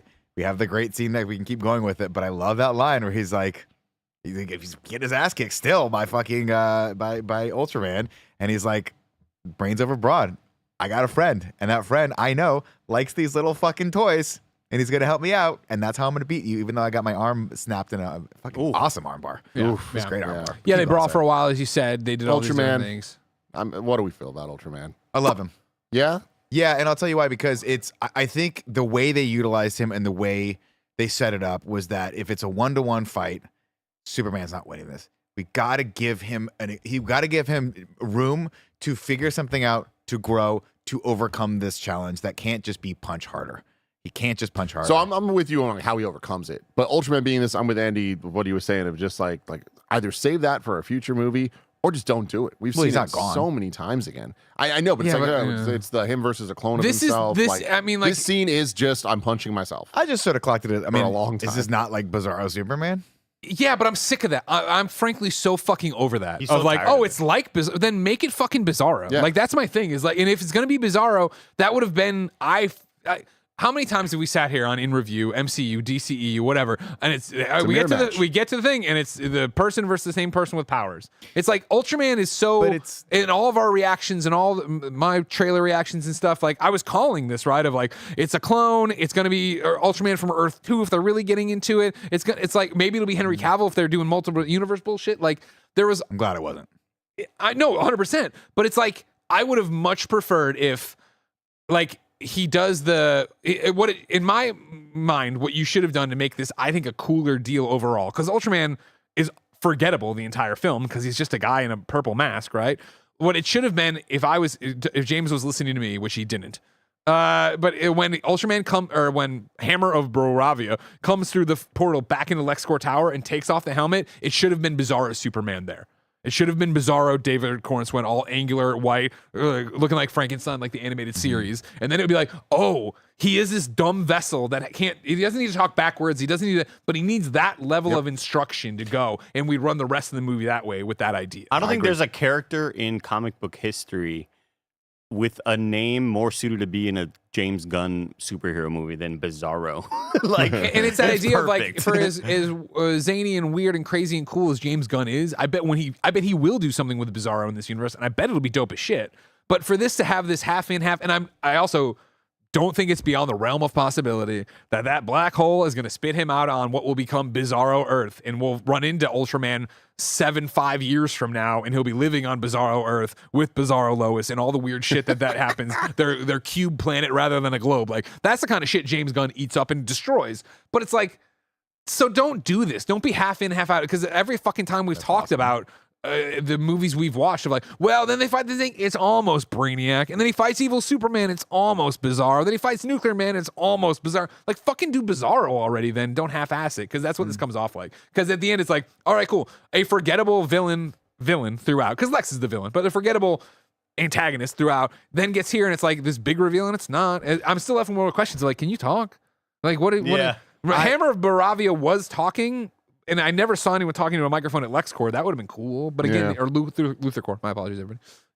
I don't know. There's no way that was him talking. It had to have been. I know. But it's just like there's so much cool shit you could have done there, I feel like. But it's I agree with all your criticisms, and they're totally warranted. I think the only reason why I don't care necessarily about Ultraman is because he's not the antagonist of this movie. Lex is, and Lex is so strong that this is just an extension. This is just a tool, a weapon for him. Yeah. And I think it makes sense in world as to why he would try and make this character. And remember, he made the character, but I don't think he intended to make him stupid. I think he just was cloning, presumably. Which is how it goes with Bizarro. So just make a Bizarro. Yeah, that's fair. But make a Bizarro. That's my criticism to that, though, Nick, is that we got a 15-minute fight scene between the two of them, and it was just the same thing, punching the same thing. Fair. You know, and we've just seen that at least 20 times. But and I was fingers crossed. I was like, I hope the guy doesn't just punch him harder into the black hole, and he doesn't. We get the setup with all the crypto stuff, which I talked about at the beginning of this. Crypto finally comes. We get the hilarious, very, very simple, but kind of genius moment where he's like, get the toy. And the toy is how he's controlling him, and he's like, now I can beat this fucking guy. Like, I can figure out how to beat him. And of course, he gets his arm bar, like you said, popped off, broken, whatever it is, or whatever, right? And then he sees the bus coming, and throws him over with his broken arm to re-break his arm or whatever the fuck goes on. And then he gets launched in the black hole. And then, he leans back over, pops his shoulder in, has a second to breathe, and Mr. Terrific gets the line of like, hey, come on. Stop messing around down there. I'm not messing around, doing serious stuff. Great line. Really good stuff. Great delivery. This is then, of course, we are here. We're finishing. The world's still tearing itself apart. It's about to get over to, not Bakersfield, Baker Square, whatever the fuck Lois is from. Square? A delicious pie restaurant. In this moment, this is very similar to the runway in Fast and Furious, where you're like, dude, this tear in the world has got to be across America by now. There's just no way that it would barely be there. Lex's team, by the way, we talked in the very, very, very beginning, but they've done the thing where Otis and they poof in their little spaceship, which I appreciate. However, Lex's team's like, the guy who got the weird wig and big mustache is just like, I'm stopping it right now. Lex's like, no, you aren't. Fuck them. They chose him. When it gets to a city I care about, we'll stop it, all right? Despicable he. Very good. I like that a lot. I think it happened here. It doesn't matter, but the TV starts reporting on the Daily Planet and the thing, and like this is all in, and this is all part of Lex's scheme, and Lex's life is ruined or whatever. But maybe it is when Clark gets here. It doesn't all matter because Clark gets here. They realize that the jig is up. They got to get out of here. We're gonna let the crack keep going. We're gonna go to figure it out. Lex goes to go, and he sees him coming. He starts to run fast, but it's just not enough. And Superman comes in and just fucking shoulder checks him to the ground. Fantastic, just visual acting by Nicholas Hoult right there. Just like, oh fuck, like you see the fear right there. Mr. Terrific flies in and goes over there, and Despicable He is like, I can help you. He's like, I don't need your help. I'm Mr. Terrific. I'm just goddamn and I love terrific. The plugging and drives and all that stuff. And it's like, well, cool. All right, whatever. Why not? He stops it. Philo, we are doing a Yote stream. We'll be there in a little bit. Don't worry. We'll watch on a delay. You just sit there and enjoy the ride. Or mute it if you haven't seen Superman. So that happens. Then we get this great speech, right? Where, again, Lex is yelling at him for being an alien, not even being from this world. And that's where you're wrong. You've always been wrong about me. I'm as human as you. I get up every day and I don't know what I'm doing, but I put one foot foot in front of the other, right? And I love and I fuck up and I do this. He doesn't say fuck up, but you know what I mean. He lays out a great literally what I would tell you Superman is and why I love Superman and what it is, right? Just fucking crushes this speech. Lex goes to respond, as we already said, and yeah, Crypto makes his appearance to grab Lex and start fucking beating the shit out of him. Yeah, man. Just fucking Good awesome. moment. Charles Blood, dude. Let's Good go. moment. Eventually, this is actually where it happens, right? Where Lex gets up with his fucking mangled arm on bloody face and sees the news report that the jig is up and that it's all over or whatever.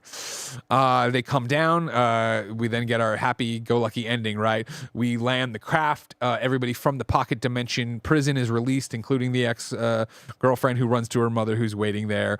Crypto comes out and all the hate monkeys. I didn't even mention. Oh, we didn't talk about the monkeys. fucking monkeys. Hashtag super shit. It's so good. So fucking good. So on the nose, but perfect. The way Lex is just like, this is my rage bait farm or whatever as they go by or whatever. I love it. But they all run and they're all playing with Crypto. Crypto finally has animals that want to play with him and he's bouncing around doing all that. Lex gets thrown in the back. Take him to Belle Reve. They're gonna take him there to that military prison, home of the Suicide Squad. Don't forget. Of course, he rides off. Then we get Lois coming in, being all coming off. We also got we talked respectfully, Cat Grant, respectfully about her before. I don't know if it was respectful, that slow-mo at the end, but it wasn't. That slow-mo was egregious. It was like, all right. That happens, you know? Like, Dude, Mission Impossible. The camera was wrong. Everybody's in the room jumping. Things are going to move. It's going to move. You know? Eve Tessmacher runs off and jumps into Jimmy's arms. They're all happy to be down. Lois comes off and looks around, and then, of course, Superman steps into frame. Miss Lane, Superman, I thought I'd give you an interview, tell you about everything that's happened. Sure. They sneak past Perry. He gives them a look. They walk into the mall. They all look around. They go and embrace just the hottest makeout session. So they just good. fly up and spin. One thing, you know what? Got you right here, Greg. Thank you, buddy. I'm always happy you're there for me. Been waiting the whole show. I for know. this. While I he know. boots that up, can I tell you what Andy leaned over and said to me at this moment? Sure. He goes, he's got a super boner. Because when he rises, when he's rising, I'm like, that's what happens when he gets a boner. Oh. Unintended consequence. That underwear is tight. The color blue is looking right. Super suit or pooper suit. The cape is too long. Super suit or pooper suit. The red is just wrong. Super suit or pooper suit. Super suit or pooper suit. Super suit or pooper. What's up, everybody? Welcome to a podcast within a podcast called Super Suit or Pooper Suit, where we rank all the super suits or pooper suits. Or actually, I think we just say if we like them or not. Yeah, I think so. I have numbers, but I'm like, that's not right. Yeah, we say if it's a super suit or so pooper so suit. far, everything's been a super suit, including Superman and Superman 1, Superman and Superman 2, Evil Super Suit in Superman 3, and Nuclear Man, which was I think I was the only negative, but everybody liked that. I like that suit. How do we feel about Superman suit and Superman? I love it. Since there are no gray, this is a gray area, right? Like if No, you got to pick. we got to have a negative one. Like you can't just all be positive all the time. It was the same suit for all of them so far. Yeah, they didn't really change it. But They it's just like, you washed know, it. tell you- like those fabric lines I don't love. I hate You know it. what? I'll help you Yeah. out. I'll help you out. I'm gonna be negative eventually on this show. Don't worry about it. Okay. All right. This one's a super suit though. I mean, I can't get over how much I love the fucking cape. Like again, as somebody who That's has true, been that's true. waiting for a Superman movie to be my Superman movie, how bright red that cape is, how great the yellow crest looks on it every time, and especially in the scene of them floating up and making out. I'm not a big fan of like the New 52 military collar kind of thing of it.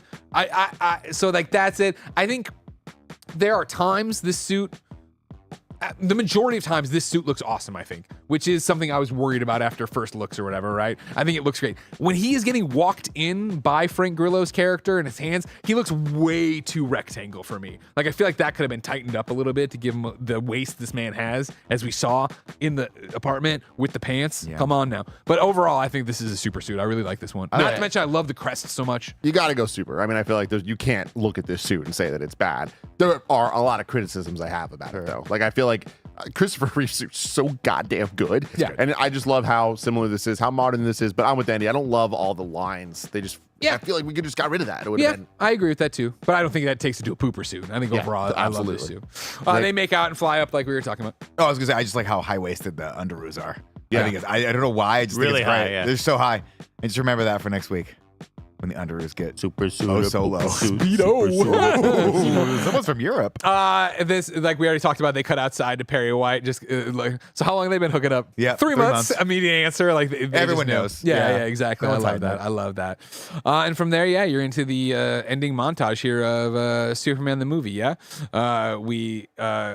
Oh no, yeah, we go back to the fortress. So we're not even Yeah. not there. We go back to the fortress for This the moment scene, hit right? well for me. Where we come back in.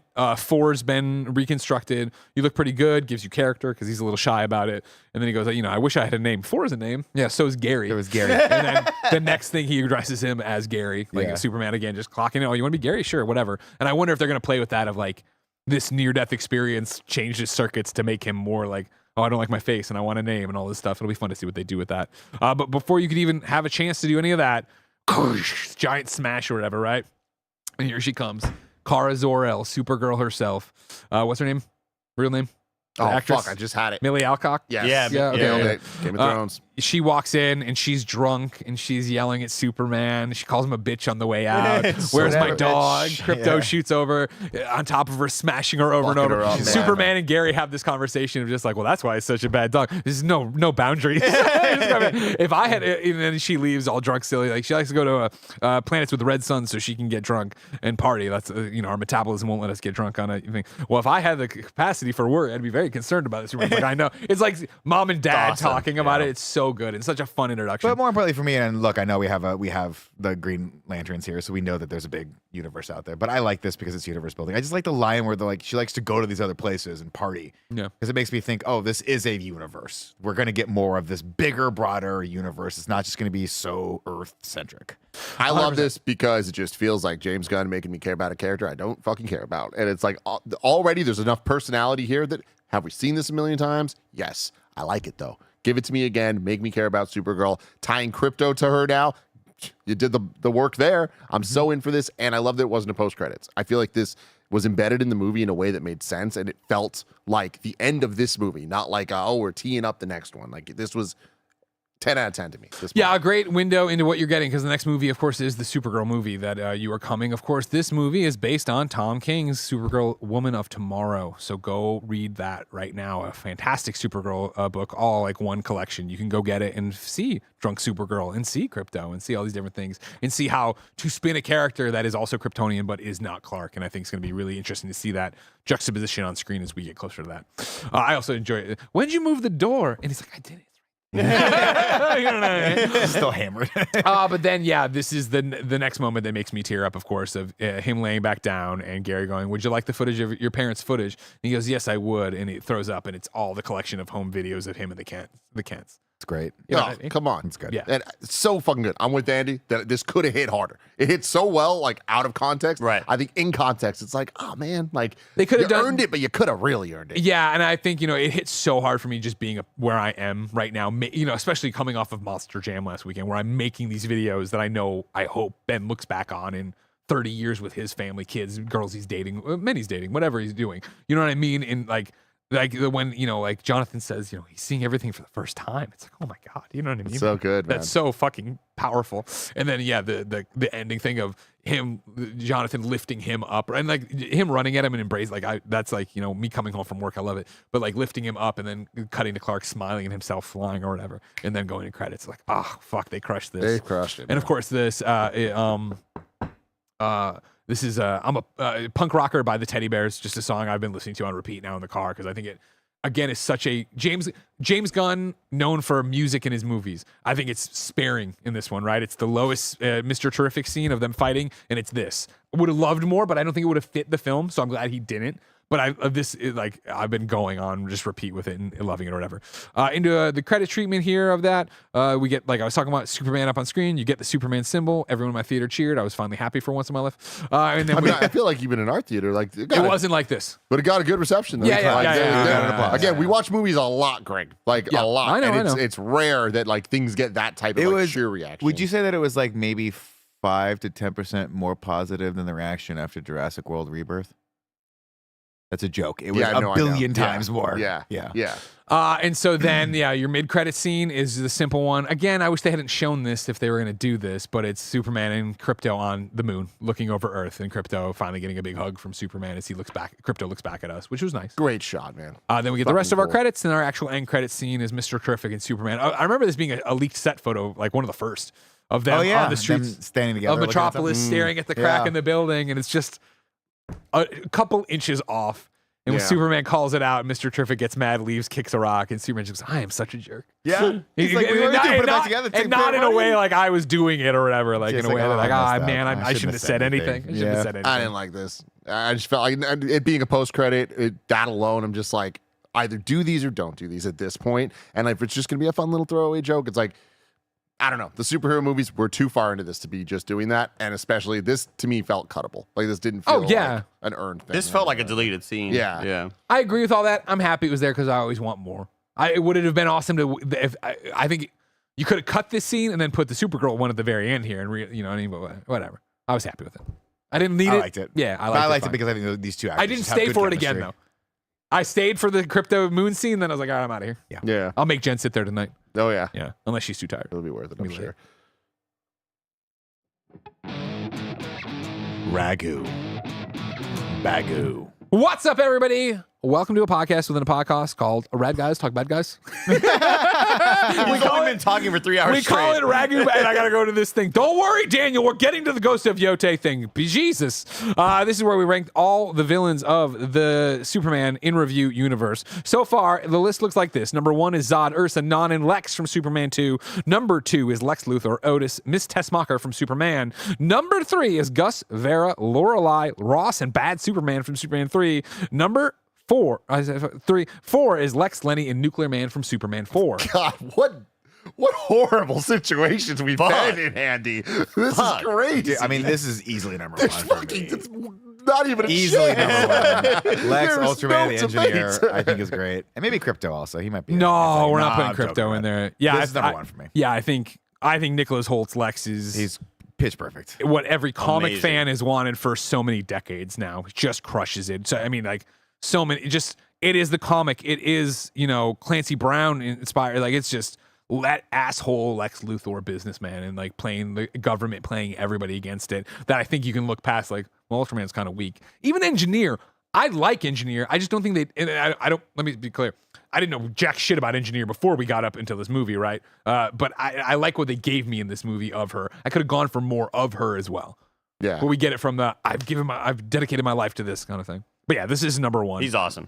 I'm not as high on him as you guys are, but Lex? Yeah, Okay. but I really liked him. I just didn't love all the things he did. Like I feel like in some places he was a little too evil in a cartoony way, and again, they nailed that direction. I just don't really vibe with that. Yeah, direction. he dipped a little into psychoses, which I wish they hadn't. I wish they had kept him a little bit more reserved. Because his speech about the naming Newton, naming all that stuff, I loved that. Yeah. But it's like when he's like throwing shit at the women and stuff, I was just like, That's a I little don't crazy. really- Yeah, I just that's don't like that. Too Like, unhinged. Yeah. I like that he's just like I wanted to really get across from him that like, hey, the reason why he's doing this is less for ego and more they are just people are just scared of this fucking guy, and he's the only person that can like do something about it, and so he should be doing it. But you get that it's like 90% ego, 10%. Yeah. I'm selling this bullshit to the masses.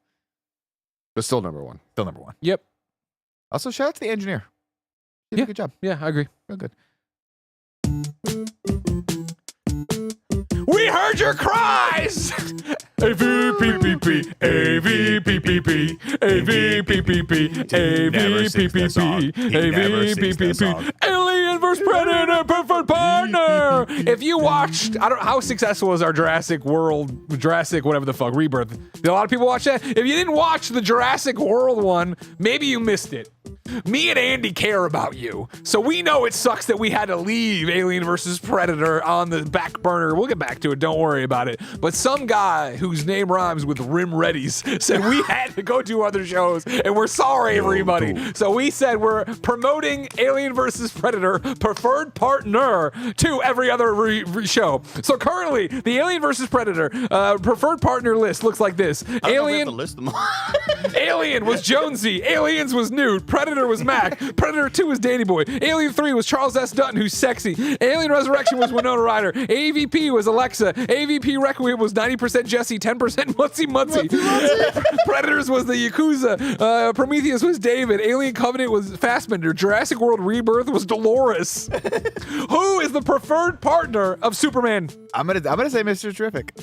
Oh man. Oh, you know what? You guys are gonna say Crypto's Crypto, the but easy answer. I was think gonna say Mr. Right. I am with you. Mr. Terrific was such a surprise. You're It's right. such a fun surprise in this movie. A lot of great little comedic, just here's a one-liner, here's a one-liner, here's I thought He it was grew awesome. on me the more we did it. I Yeah. would have put Crypto, but I don't have the votes. But I do like Mr. I Terrific. also just really love Guy Gardner. And here's too. my thing. This isn't Secret Delight.